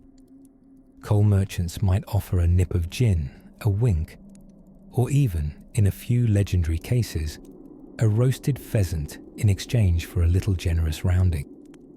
But if the weighman accepted and got caught, well then, there was the dock committee, a tribunal that took itself so seriously that its members were rumoured to descend from minor demigods of bureaucracy. Disgraced weighmen were unceremoniously booted and occasionally pelted with eggs that were rumoured to be older than the docks themselves. Now, one might think the weighman seated in his booth at least had a better time than the heaving labourers below. Not quite. That little house of figures swayed in the wind, creaked with the moaning of heavy footfall outside, and occasionally hosted rats who were deeply interested in ledgers. The wharf rats were enormous, cynical creatures, notable for their passionate indifference to human affairs and strange affection for biting wooden pencils in half. Worse still, every barrel counted was a reminder that injustice was very scalable. Large merchants tended to see their shipments mysteriously underweighed, while small fish, like the family-run coaler down on Middle Dock Lane, found their numbers inexplicably bloated, and not in a good profit-making way. But despite the math madness, the weighman persisted, head bent under, his cap scribbling in the flickering glow of a spluttering lantern, each stroke a silent rebellion against chaos. Outside, the day deepened like tea in a long steeped pot, and on the edge of that dusky horizon came a chorus, not of angels, but of coal barges grumbling into port with throaty urgency. Because even as the records were inked and totals tallied, the next shipment always loomed. In the distance, a steam crane let out a sigh, and the coal trimmers readied their boots as a new procession of carts, uneven and hopeful, trundled forth on crooked wheels to be judged by the booth of supreme arithmetic justice. And if you think that sounds like the beginning of a very long afternoon, you would be absolutely correct. By the time the sun climbed just high enough to cast wobbly reflections on the Thames, the coal wharf was already 2 hours into its chaotic ballet. And within this twirling choreography of noise and soot, one feature stood as a sort of office, command post, an occasional hiding spot from supervisors. The Weybridge Hut. At first glance, the Weybridge Hut looked rather like a discarded garden shed lodged half-heartedly beside the great iron platform scale. Constructed from sun-warped timbers, patched with the sort of ill-fitted boards that seemed to be playing a slow game of architectural Tetris, it managed to lean in more than one direction at once. Its scent was a compounded vintage of damp wool, cold tea, and the kind of tobacco that came in a paper twist and could double as mild paint remover. Inside sat the weighmaster, a figure of quiet power amidst the coal-streaked mayhem. He was the kind of man whose eyebrows had become unions unto themselves, thick, bristly things engaged in their own labour rights movement. His name was Mr. Butterwick, and he took his job with the grave intensity of a cathedral bell ringer. Once a sailor, he'd supposedly turned to weighing coal after developing a personal vendetta against fish. though he refused to elaborate on the details. The weighmaster's job was deceptively vital and equally tedious. Every cart, wheelbarrow, or human backload of coal passing through had to be weighed before and after unloading. Ledgers had to be updated. Mistakes were frowned upon, especially if they made the coal company look bad. The weighbridge itself, an iron mechanism featuring great levers, pulleys, and a scale face with brass lettering, looked suspiciously like it could become sentient at any moment. It had the personality of a Victorian grandfather, stern, creaky, and utterly disinterested in your opinions. Despite its importance, the weighbridge hut was also the spiritual centre of gossip on the wharf. Since it was both slightly removed from the main yard and provided the rare luxury of a bench, it acquired a gravitational pull for coalmen, who claimed to be waiting on a tally, when they were, in truth, just waiting for their knees to stop existing in Morse code. Here, between the scribbled columns of weight records and coal tallies, Mr. Butterwick would listen with narrowed eyes as tales filtered through. A barge lashed too hastily had shifted in the tide yesterday, launching 30 sacks of coal into the river, as well as Jim Withers's shoe, now considered lost at sea. Young Tommy Pritchard claimed he saw a ghost among the sacks in Warehouse 3, though others pointed out he'd been drinking something from a tin marked lamp polish. Even the rats under the hut had earned nicknames. There was Fletcher, bold as a magistrate, and Nubbins, who'd survived an accidental close call with the clinker shovel, and now walked with a distinct swagger. They were often accused of thievery, especially of crumbs, tobacco pouches, and on one vivid occasion, a half-eaten pork pie wrapped in someone's only clean handkerchief. Butterwick, for all his gruffness, wielded his pen like a judge's gavel.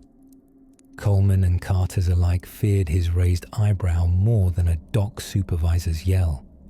If your load was underweight, questions were asked.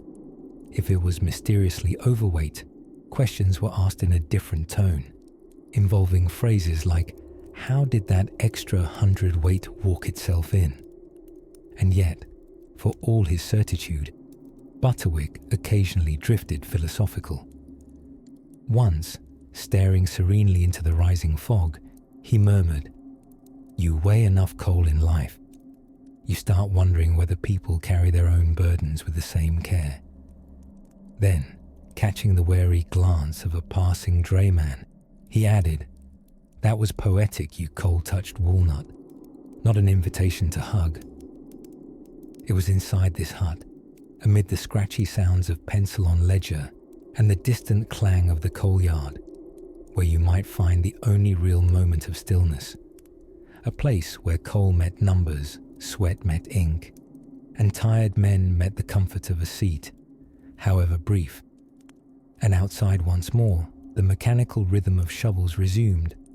Iron carts rolled with creaking stubbornness, and the coal wharf continued its breathless existence, measured, recorded, and dispassionately judged by a hut with more personality than most terraced houses. Just beyond the hut, past a stack of lopsided barrels and a very persistent goose named Harold, the barge repairs were underway, a story unto themselves, and a noisy one at that. Somewhere between the clang of iron-shod boots and the slow groan of wooden wagons, evenings at the coal wharf settled into a rhythm of soot-covered serenity. It was the kind of atmosphere where even the rats seemed like loyal employees, retiring quietly to their nests around dusk, bellies full of coal dust and crumbs. By this hour, the workers who weren't still ferrying sacks or bribing their backs into another hour's labour had gathered at one of the more social spots of the wharf, the watchman's shack. Shack is perhaps too generous a term. It was more like 3 walls and a strong sense of optimism. But within those creaky timbers, sprouted one of the few luxurious traditions the Wharf ever produced: the nightly swig of Wharf tea. Now please, don't allow your mind to envision a delicate porcelain cup steaming with bergamot-scented elegance. Wharf tea was not so much sipped as endured. A murky blend of overboiled water, a slightly rusted tea tin from 1792, and whatever herbs or weeds Harry the watchman had found on his walk-in. Sometimes nettles, sometimes yarrow. Once, famously, a bit of rope. The men drank it anyway. Medicinal properties, they'd murmur, though nobody quite agreed on what it was medicating. It did, however, have the remarkable effect of making one forget how cold their fingers were, or how their shirt had frozen to the back of their neck during that last cold drop, or how Jenkins had lost both eyebrows to a spontaneous boiler belch only a few hours before. Now Jenkins, real name unknown, eyebrows, well, a distant memory, was one of the more colourful creatures of the coal docks. He had a talent for surviving industrial accidents in a manner that suggested he either had 9 lives or none whatsoever. Just stubbornness. His work philosophy involved a great deal of shouting, incorrect Latin, and the occasional poem shouted at ships just to keep them honest. Tonight, as the breeze tickled the edges of the wharf with the scent of low tide and forgotten fish, Jenkins held court over a dented oil lamp and the indifferent audience of 3. Harry the watchman, sleeping upright. Elsie, who had just shoved her 6th child into an apprenticeship and now claimed to be enjoying the quiet. And a tall boy named Thomas, who joined the Wharf yesterday and was already reconsidering his choices. So there I was, Jenkins announced, stirring what might have been stew and might not have been.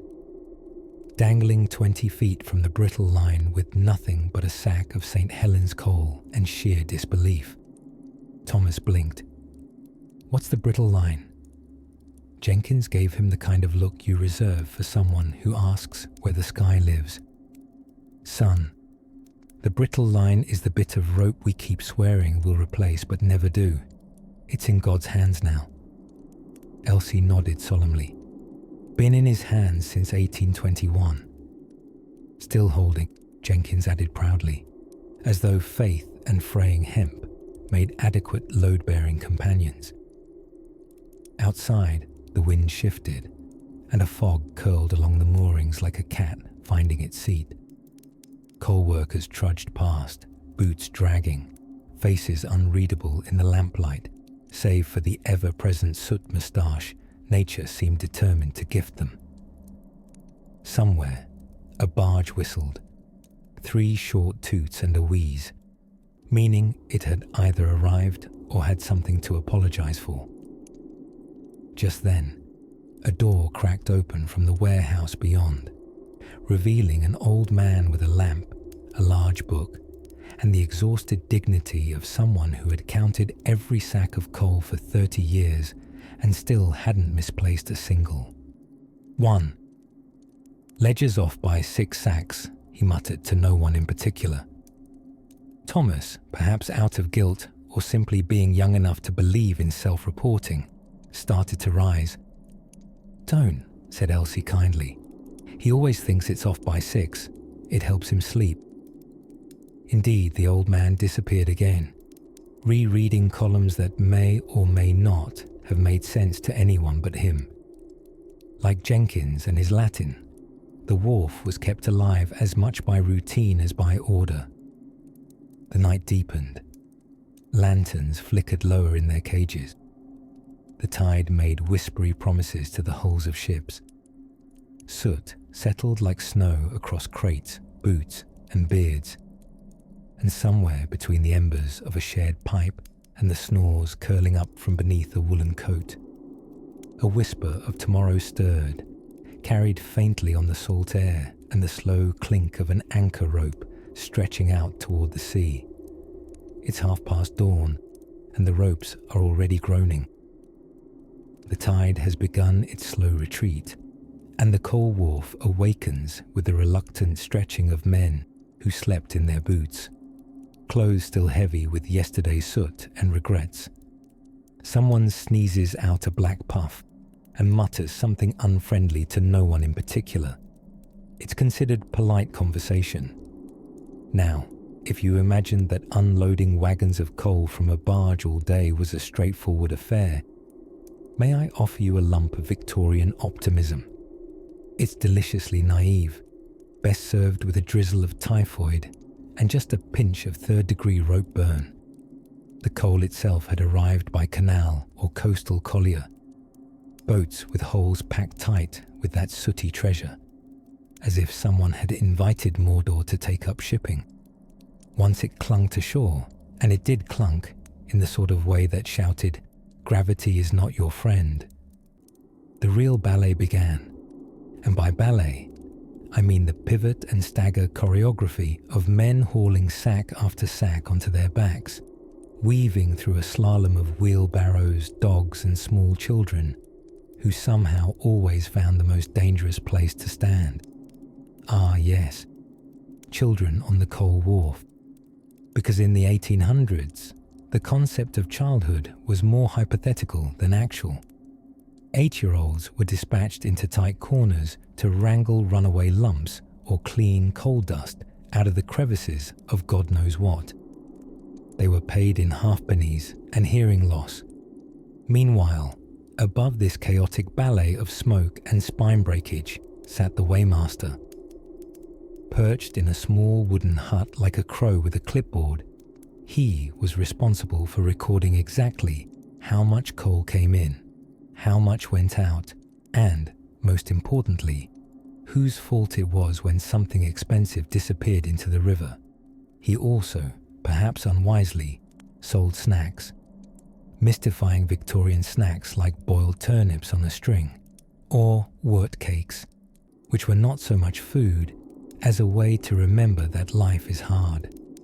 Still, they were popular amongst the men who understood that the line between sustenance and punishment was awfully thin.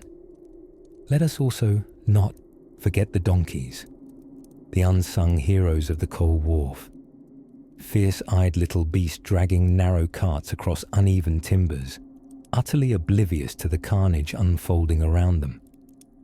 Some say the donkeys were treated better than the workers. Others say the donkeys were the workers, just shorter and slightly more unionized. By mid-morning, the sky grew thicker, not with weather, but with dust, coal dust. It coated the lungs, the skin, and probably your soul if you stood still long enough. Workers would smear goose fat into their nostrils, one of the earliest air filter systems, though it did mean the entire workforce smelled faintly of breakfast. And speaking of smells, coal wharves stank.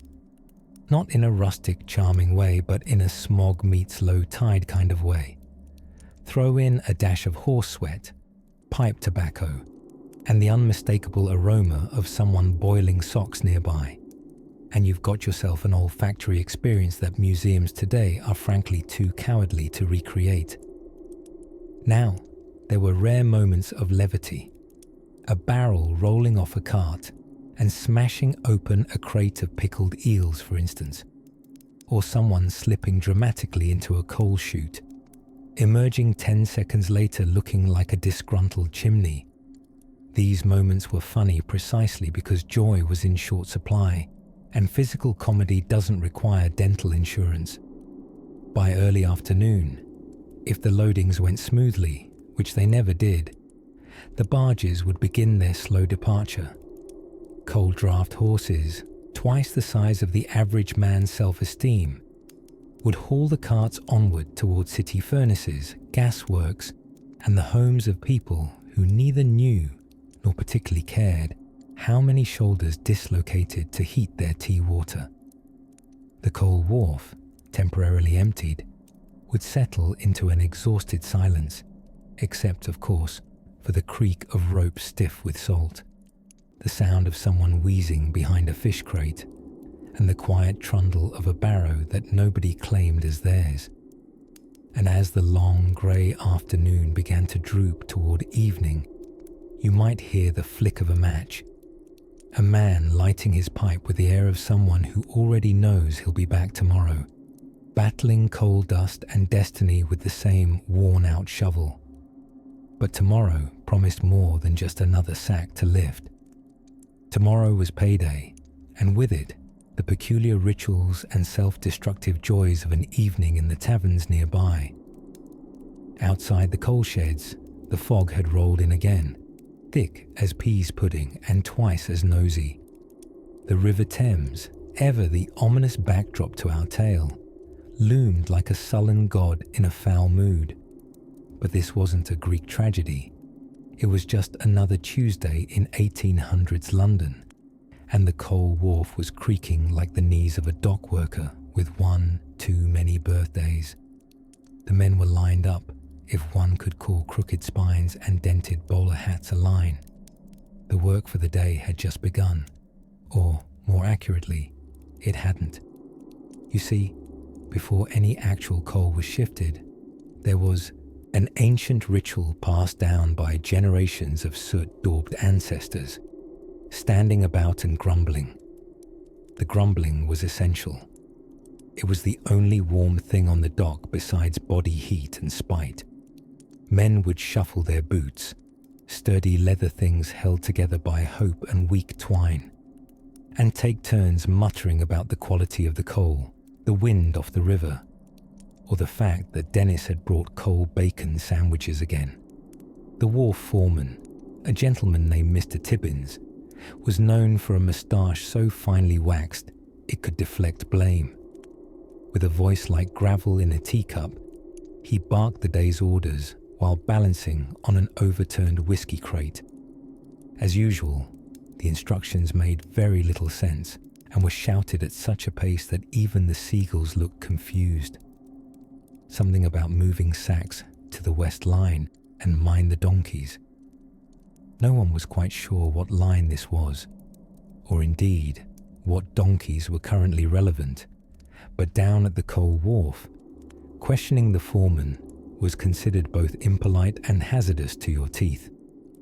Today, however, the real excitement wasn't the coal. It was the mysterious arrival of a boat from Newcastle. The barge, grey and low-slung, carried not only the black gold of the north, but something altogether more thrilling. A new hoist contraption that had been described by the excitable dock chairman as modern and prone to occasional collapse. The hoist was an iron-limbed beast fitted with pulleys, gears and chains that looked suspiciously like leftovers from a failed cathedral construction. It squeaked and groaned even when still, and any time it moved, everyone within a dozen yards adopted the wary expression of someone standing near a suspiciously large cat. But to the coal wharf crew, it was both a marvel and a problem. You see, this mechanical wonder threatened their livelihoods in the same way that forks offend spaghetti noodles, by existing. Archie Thistle, a man with a brow furrowed so deep you could grow turnips in it, expressed the general sentiment. If I wanted an iron demon to do my job, he chuckled over a chipped mug of ration tea, I'd marry the missus and call it quits. And so, as the new hoist took its first cautious swing, assisted by a team of grim-faced engineers in starched neckwear, dozens of eyes watched from behind stacks of coal. A single burlap sack was clipped in. The machine groaned. A puff of smoke issued from somewhere. With all the pomp of a royal procession in slow motion, the sack rose. About 1.5 feet before something inside the gears made a sound, rather like a violin being stepped on. Several pieces of the hoist's innards clattered to the ground, including what appeared to be part of a tea kettle and a sock. The sack dropped. Wasn't a dramatic fall, but it was enough to earn a round of enthusiastic sarcasm. Well done, lads, Archie muttered. raising his mug in faux salute. "We've invented the world's slowest slingshot." For a while, no one dared approach the machine. Engineers gathered around it like apes inspecting a stolen typewriter. Mr. Tibbins muttered something about writing to Parliament, and one very nervous sackboy claimed he saw the hoist blink. Meanwhile, the riverside pubs were already beginning to warm their hearths, places where men whose bones had become part cinder and part complaint would soon raise pints to celebrate surviving another day without being turned into a cautionary tale. The coal itself waited patiently, as coal always does. It had nowhere else to be. No matter what newfangled machinery arrived, whether horse, hoist, or hopeless dream, the work waited. It always did. And tomorrow, it would still be there, just a little heavier, and needing to be shoveled with equal helpings of sweat and sarcasm. Now, somewhere upriver, as lanterns began to wink into being and the fog curled softly around chimney tops like a nosy neighbour settling in for gossip, something curious was already drifting toward the wharf. A letter, frail and folded, tucked in the pocket of a travelling clerk with news the workers would never expect.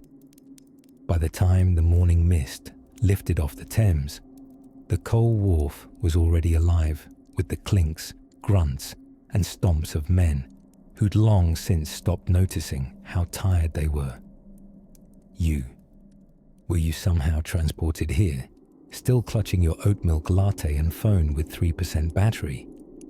Would be about 9 minutes into your workday and already looking around for the nearest fainting couch. Alas, Victorian coal wharves were tragically short on fainting couches, heavily perfumed handkerchiefs, or anyone interested in how emotionally taxing you found the smell of coal dust and low tide. Now don't take it too hard. You're simply a modern person with modern lungs, and your respiratory system, soft and unsuspecting, would begin having stern internal discussions the moment you stepped onto the quay. The air was an aromatic cocktail of soot, salt, sweat, and the occasional regrettable fish left to ferment somewhat existentially in a forgotten crate. And this wasn't some momentary inconvenience. You were expected to inhale this bouquet deeply, rhythmically, probably while carrying 70 pounds of coal on your back and receiving vague instructions from a man called Old Peg, who nobody dared ask about the origin of his nickname. Old Peg may or may not have had a peg leg. The precise details are lost to the shifting sands of casual indifference that pepper 19th century labour records. What is recorded barely is the infinite hierarchy of wharf work, beginning with coal heavers, wending downward or sideways, to trimmers and lumpsmen, all meticulously ranked by a system that historians agree was, essentially, vibes and shouting. Coal heavers, the Herculean frontliners, were responsible for unloading barges by hand, wielding shovels forged not only of iron but also, possibly, personal vendettas against spinal health. Their pay was relatively decent, that is, if you managed to survive long enough to collect it. Yes, you could make more than a clerk or even a junior shipwright, but you'd also gain an intimate, enduring relationship with chronic back pain and an irreversible soot moustache. Then came the trimmers. Despite sounding like the cast of a vaguely maritime-themed boy band, trimmers were responsible for climbing into ship holds and redistributing coal using shovels and, if you managed to get promoted, possibly even boots. Without their delicate balancing act, a cargo ship could list dramatically to one side, angering both gravity and the insurance industry. But if you're imagining graceful figures pirouetting through clouds of coal dust, think again. The work took place in stifling darkness, in air thick enough to butter a crumpet with. Did we mention the coal was alive? Not in the Frankensteinian sense, don't worry. But it did have the tendency to move when least convenient. One wrong footstep on a loose bit of anthracite, and you'd find yourself on your back, blinking up at a ceiling that would never blink back. Hydration. At best, a rusty communal tin cup dipped into a nearby barrel that had a sort of vague, water-adjacent personality. Breaks were irregular, claimed mostly by those who could feign injury convincingly, or had at least one working limp. And as for noise, well, imagine a symphony performed by clashing shovels, shouting foremen, snorting horses, and the occasional splat of something organic dropping from a height best not thought about before bedtime. Ah, the rich tapestry of working-class Victorian auditory life. And yet, amidst the grime and soot-coated chaos, there was a quiet rhythm, the thudding of boots on wood planks, the synchronized haul of the coal baskets, men singing half-remembered verses of songs their mothers sang. In key or not, it hardly mattered. Laughter too, deep and sudden, because if you couldn't laugh with a mouthful of coal dust, what was the point? Most wharf workers knew they weren't long for the job, not because of dreams of upward mobility, but because the job itself tended to subtract years with the precision of a phrenologist wielding a hammer. But for all its exhausting brutality, this was life. There was a certain pride in strength, a toast raised with cracked hands in riverside taverns lit by flickering gaslight. As night crept in and coal-black shadows swallowed the wharf, the barge ropes would slacken, horses muttering in their sleep, and the day's grime became tomorrow's uniform. Somewhere in the clutter of shanty housing that called itself home, a kettle creaked over a fire, and boots were pulled off with a sigh of ancient leather. Best rest up, because what comes next isn't in any manual, but in the secret lives of coal itself, and what happened to it once it left those hallowed, grimy quays. As the dim light of the gas lamps flickered across the soot-streaked brickwork of the wharf buildings, our coal labourers, tired, wheezy spectres of mid-industrial ambition, readied themselves for yet another of the workday's less dignified tasks, managing the scavenger gangs and wharf rats. Now, to be clear, we don't mean the long-tailed kind, although those were abundantly present and in all likelihood unionized. No, the term wharf rats pertained to children, yes, actual human children, who scuttled about the wharf gathering loose coal, fallen tools, and sometimes entire trousers, if you were careless enough to leave them unattended during your lunch of cold pie and existential dread. These miniature opportunists were fixtures of the industrial waterfront, eager to scoop up clart, the dusty lumps of coal that sifted through baskets, spilled from carts, or simply fell through the fragile loopholes of regulation. Picture them, soot-smudged faces peeping from behind heaps of barrels and ropes, waiting for just the right moment to scurry beneath a loader's elbow, snatch a chunk of fuel, and vanish into the fog like Dickensian ninjas. Now, you might be tempted to pity these ragged coal urchins, and you'd be mostly right. But let us not underestimate their agency. They operated in coordinated squads, often more organized than the coal companies themselves, with ranks, territories, and an uncanny ability to appear precisely where they weren't wanted. Some of them outfitted themselves with pouches sewn into coats for faster collection, while others used handmade claws, like primitive socket wrenches, to tease pieces from under wagon wheels. If child labour had a junior varsity team, these kids were the scrappy hopefuls. And to defend the coal teamsters' pride, they too had tactics. Some carried sticks, others just relied on shouting the word school, with enough volume to scatter the children out of instinct. A few installed crude netting to trap spilled coal before it reached ground level, though this mostly succeeded in creating new and challenging climbing opportunities. Once, an over-ambitious dock supervisor in East London attempted to train a dog to bark only at wharf rats. It went poorly. The dog, named Queenie, eventually joined the children and became their mascot, refusing to return unless bribed with sausages and existential poetry. But perhaps the oddest chapter in this subterranean saga came with the invention of the coal cow, a large, awkward barrel on wheels pushed between tramways to catch stray lumps of coal. It was a fine idea, really, until it wasn't. For one thing, the barrels made a noise like 1,000 flatulent kettles each time they were trundled across cobblestone. More critically, several wharf rats quickly learned to hide inside them. Once full of coal, they'd leap out dramatically, shouting "Ha!"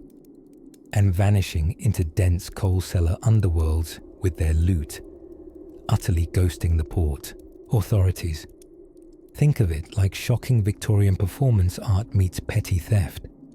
Meanwhile, the adults, tired, black-lunged, and painfully aware of how little weight their pockets carried, watched all this with a mixture of scorn, jealousy, and faint admiration.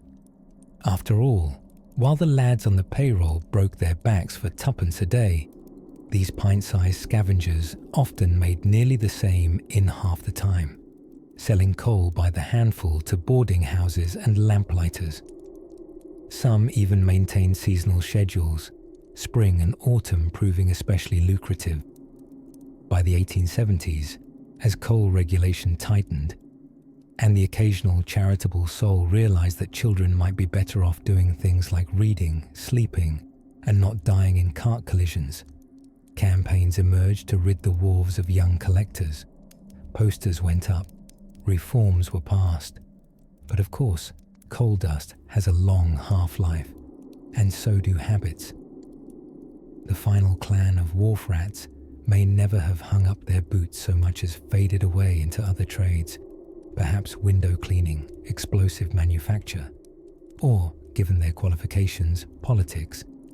And so, as the night wind rustles through chains and sails along the Thames, you might still imagine the fleeting silhouette of a small, coal-smudged child darting between crates, pockets full of clart, and dreams perhaps a little too sharp for someone so small. The lamplight glows dimmer, the cobblestones exhale the day's breath, and the wharf settles again. But not for long, because tomorrow brings the roaring arrival of the coal inspector, a man whose umbrella alone has more authority than any supervisor on the quay. The air on the coal wharf at night had a texture to it, like old velvet left in a barn. It clung to your lungs with the heavy sweetness of soot, salt, and the questionable exhalations of horses that had skipped a bath for roughly forever.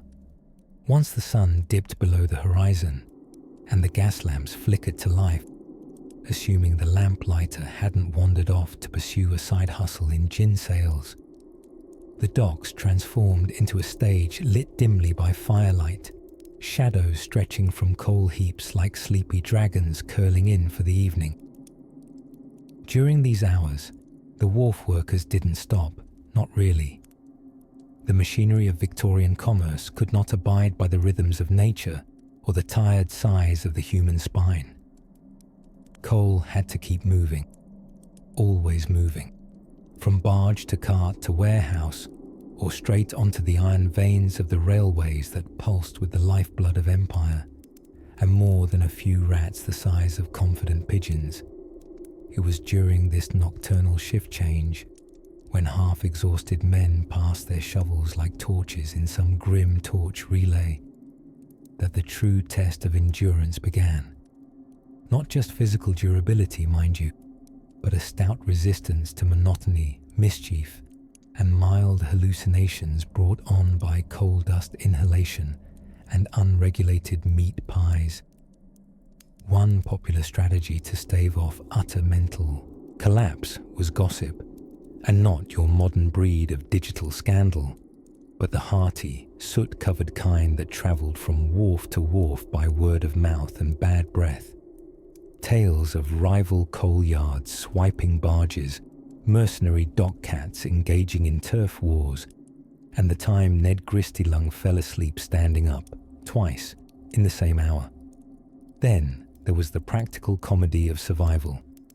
Take, for instance, the dangerously unstable invention known as the coal chute.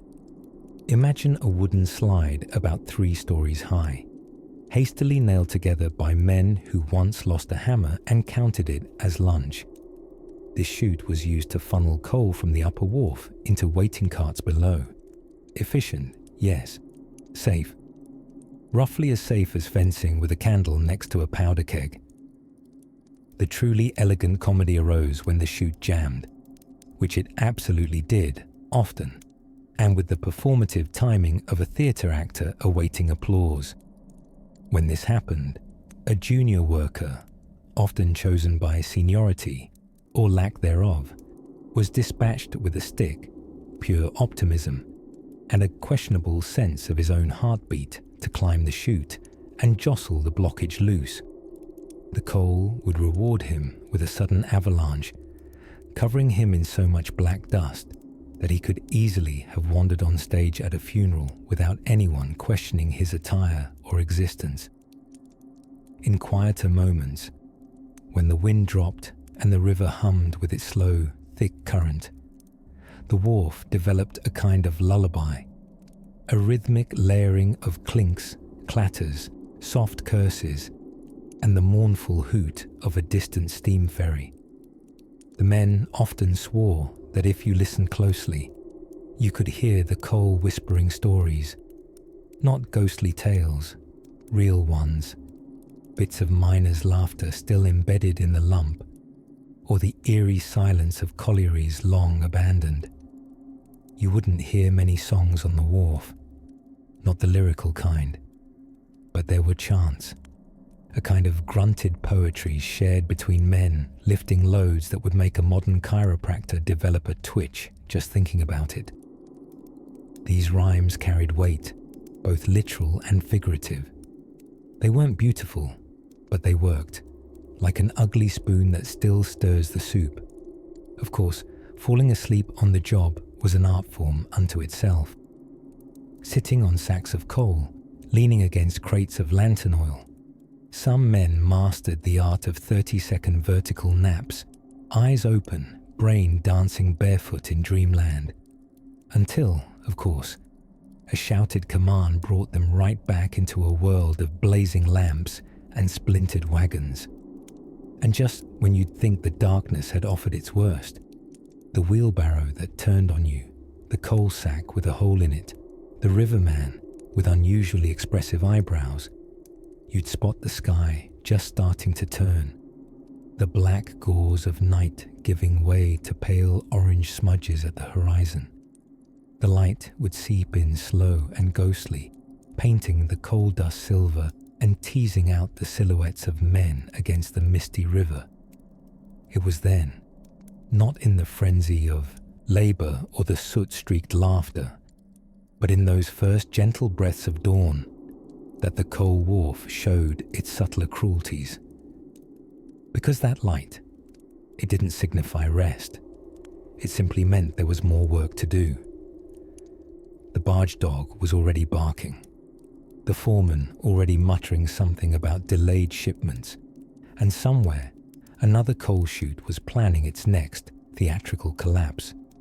Still, there was something comforting, if a little masochistic, about the predictability of it all.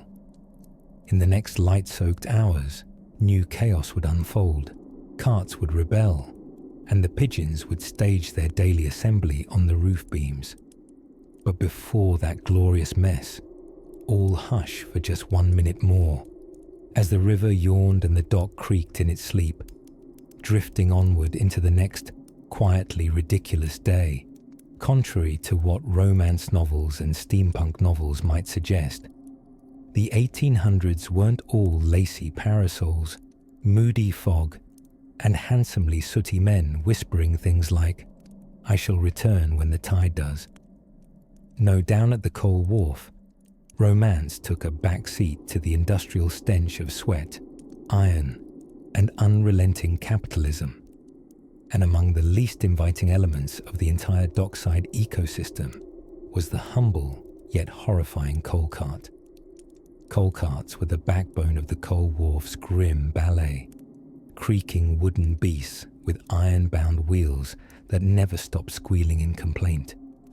Pulled by overworked horses or occasionally pushed by men whose arms resembled braided rope, these carts had one job: to ferry coal from the mammoth pileheads to awaiting barges, canal boats, or the grimy storage bays hungry for their daily fill of black gold. But before they could rumble nobly forth, someone had to load them. That someone could have been you, had you chosen a life of soot-smeared ambition.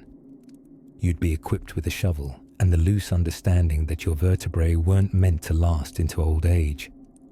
Loading a cart wasn't an elegant task. It was more of a gritty, gravity-defying ritual. One shove of coal at a time, each shovel full threatening to spill into your boots, or better yet, up your nose. The coal itself was often damp, because heaven forbid anyone get the pleasure of lifting just regular dry coal.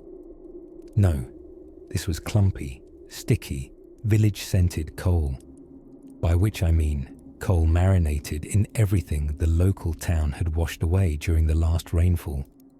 It was a mystery stew of street muck, mule contributions, and the occasional forgotten cobblestone. Now, once fully loaded, which meant as much as the cart could bear without instantly breaking in half, the process of actually moving the cart could begin. If you were lucky, the horse was sober. Yes, you heard right. Some horses, subjected to the endless grind of dock life, became fond of beer-soaked feed or downright cantankerous in their sobriety. A drunk horse pulling a ton of coal was exactly as chaotic as you're imagining. Uncooperative, easily distracted, and prone to impromptu naps. Those without horses did it themselves. A team of 2 or 3 stout lads, or rather, one stout lad and 2 young apprentices clinging to a hope of lunch, would brace themselves behind a cart and push. This was not the triumphant push of cinematic heroism. This was groaning, boot-slipping, teeth-clenching muck labour. Dock planks bowed under the weight, seagulls mocked from above, and heaven help you if the cart ran away down a slope. It did happen, and there's a lovely 1864 court record involving a rogue cart, 25 feet of cheese export, and an extremely upset merchant named Mr. Thistledown. The journey from coal pile to wharf was rarely straightforward. Ruts, grooves, and inexplicably sunken pockets of earth turned the trek into something between a slow-motion disaster and an interpretive dance. And throughout it all, coal dust, endlessly generous, coated every surface and human within 30 feet. Your lips would taste like campfire. Your skin would develop a matte finish. Even your thoughts would begin to feel slightly sooty. At the bar later, if you had the energy to go, you wouldn't have been so much you as a silhouette of grime held together by willpower and beer. And your clothes, once perhaps brown or beige, now lived fully and without apology in a state of eternal grey. Surprisingly, this whole spectacle was overseen by foremen who walked around with tiny notebooks and expressions carved from cold Victorian marble. They took notes silently, intervened rarely, and occasionally updated the chalkboard schedule. A dockside relic that somehow governed all things. The board was sacred, inscrutable, and seemingly adjusted only during full moons. And yet, despite the clamour and back-breaking mechanics of it all, there was a kind of rhythm to the cart work. You'd find your footing eventually, Scooping, loading, pushing, these became not chores but part of the day's dark poetry. Like rowing a very heavy, very dirty boat across an ocean of wood and dust. But it wasn't all soot and stern endeavour. If you were lucky, old Alfie, dockside philosopher and unofficial coal whisperer, might tell you tales of glowing sea creatures and fortunes lost to tide. Or maybe you'd find a moment's peace watching a coal barge disappear into the misty canal, bound for places you'd never see. Still, once the last cart groaned home and the shadows lengthened, you'd dream, standing up likely, of something just around the corner. Perhaps the most mysterious aspect of the whole operation. What on earth was inside the dockside counting house? As the gas lamps flickered on along the murky lane by the Thames, casting long, syrupy shadows against the soot-caked masonry, the coal wharf settled into a kind of grim lull, like the exhale of a tired giant who'd finally stopped heaving. But lest you think they clocked off at 5 o'clock with a whistle and a Union flyer, allow me to gently smudge that fantasy with a bit of era-appropriate grime. You see, for many labourers on an 1800s coal wharf, nighttime wasn't the end of work. It was simply a change in lighting conditions, from dismal to nearly non-existent. The coal didn't stop arriving, thanks to the pleasingly inefficient scheduling habits of Victorian barge companies. Barges operated on what maritime scholars generously call a whenever it gets there system, a timeless, flexible approach to logistics that makes modern delays seem almost futuristic by comparison. By twilight, coal heavers, bare-knuckled and dust-painted, continued under the rhythmic chant of cargo chains and the occasional splash of questionable liquid from an unidentified upper window. And there was no real PPE, of course, unless you count hope, dreams, or the woolen scarf Aunt Maud knitted before she sailed off on a paddle steamer and never returned. The men operated in crews, staggering beneath sacks of coal weighing anywhere from 112 to 224 pounds, a unit known, appropriately, as 100 weight, because back then, numbers and terminology enjoyed unreliable relations. Shifts extended into the dark hours, and the docks themselves weren't so much illuminated as politely suggested by lamplight. A single gas lamp might cast just enough glow to spot a wheelbarrow or trip over one, and that was considered high-tech. Now, one might ask, weren't these conditions terribly dangerous? And the answer is yes, profoundly so. Victorian safety regulations were less of a thing and more of a warm thought someone might have had quietly during tea. Falling into the River Thames was not just a professional hazard, it was almost a rite of passage. Given London's cheerful blend of fog, coal dust, and industrial whimsy, a misstep could mean a shoe wet with stagnant water, or a full-body plunge into the kind of river that could pickle you into family legend. Still, for the crews who worked into the night, there were small comforts. A dockside brew vendor might wander by with a lukewarm bucket of dock tea. This was not so much tea, as it was hot water that had once heard about leaves, served in tin mugs with dents bigger than most people's appetites. It was the kind of beverage that made you feel vaguely nourished, mostly by its temperature. Warm, yes, flavourful, sort of, not coal, delightfully so. Some foremen, especially the ones with a flair for drama and a passing fondness for Greek tragedy, were known to conduct roll calls by candle lantern, muttering names like battlefield generals. They'd tick off lists with all the gravity of a Shakespearean character before suddenly shouting, "Where's Barlow?" To which 3 Barlows often responded, all equally confused. This naming redundancy was not uncommon. Victorians had a limited pool of coal heaver appropriate names, most of which involved strong consonants and an air of quiet suffering. Meanwhile, the younger lads, boys barely into double digits, whose job it was to sweep the coal dust or scramble into tight spaces to untangle ropes and retrieve dropped tools, sometimes drifted into drowsy stupors against the stone foundations. If you looked closely, past the soot and the oil-slicked puddles, you might spot a small cap-topped figure entirely asleep on a sack of coal, curled like a Dickensian dormouse. Above all, the music of the night on a coal wharf wasn't harmonious, but it had a rhythm. Chain rattles, distant clanks, the heavy thunk of shovel into pile, coughs from deep within chests that had long since stopped caring, and occasionally, when the moon was bold enough to show itself, the low humming of a tired man, trying to make the endless feel momentarily livable. And against this whole backdrop, the river rolled on, greasy, grumbling, tireless, watching it all like a bored god. The night shift on a coal wharf didn't promise rest, but it did offer a kind of strange consistency, a pattern of hardship so dependable that it almost became cozy, albeit in a soot-covered, splinter-laced kind of way. The familiarity of fatigue, the gentle camaraderie of shared, exhausting repetition.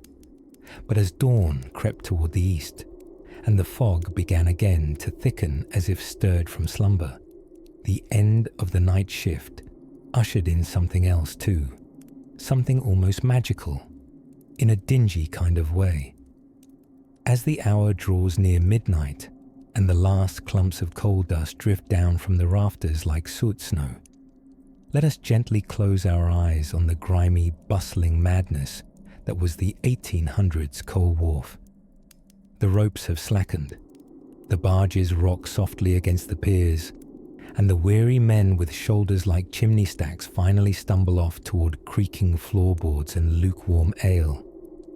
Yes, even the rat with the sailor hat, nicknamed Captain Sooty by the lads, has turned in for the evening, curling up beneath a bed of frayed hemp rope and day-old pie crusts. Now, imagine the air. By day, it's a mixture between powdered fireplace and expired boot polish, but by night, the wind off the river brings a temporary mercy, a soft dusting of silence, only interrupted by the occasional distant bell toll or a sneeze from a mule who's been squarely inhaling coal for 14 hours. And of course, the mules, unsung heroes, large-eyed and skeptical, are tucked away in their stables with dreams of clean fields and uncharred hay. The men of the coal wharf, which, admittedly, sounds like a tavern you wouldn't choose voluntarily, drag their calloused hands through greasy hair and collapse onto straw-stuffed mattresses. And they dream, not of riches, not even of retirement, but of a day with a lighter load, a better pair of boots, and perhaps a boss who doesn't yell instructions entirely in grunts and unusually aggressive whistling. You wouldn't last a day, they would say, smiling through tooth gaps and 46% soot per lung.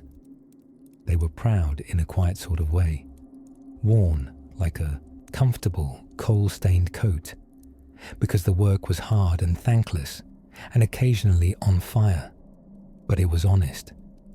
And while nothing about coal ever smelled particularly good, there was comfort in the routine.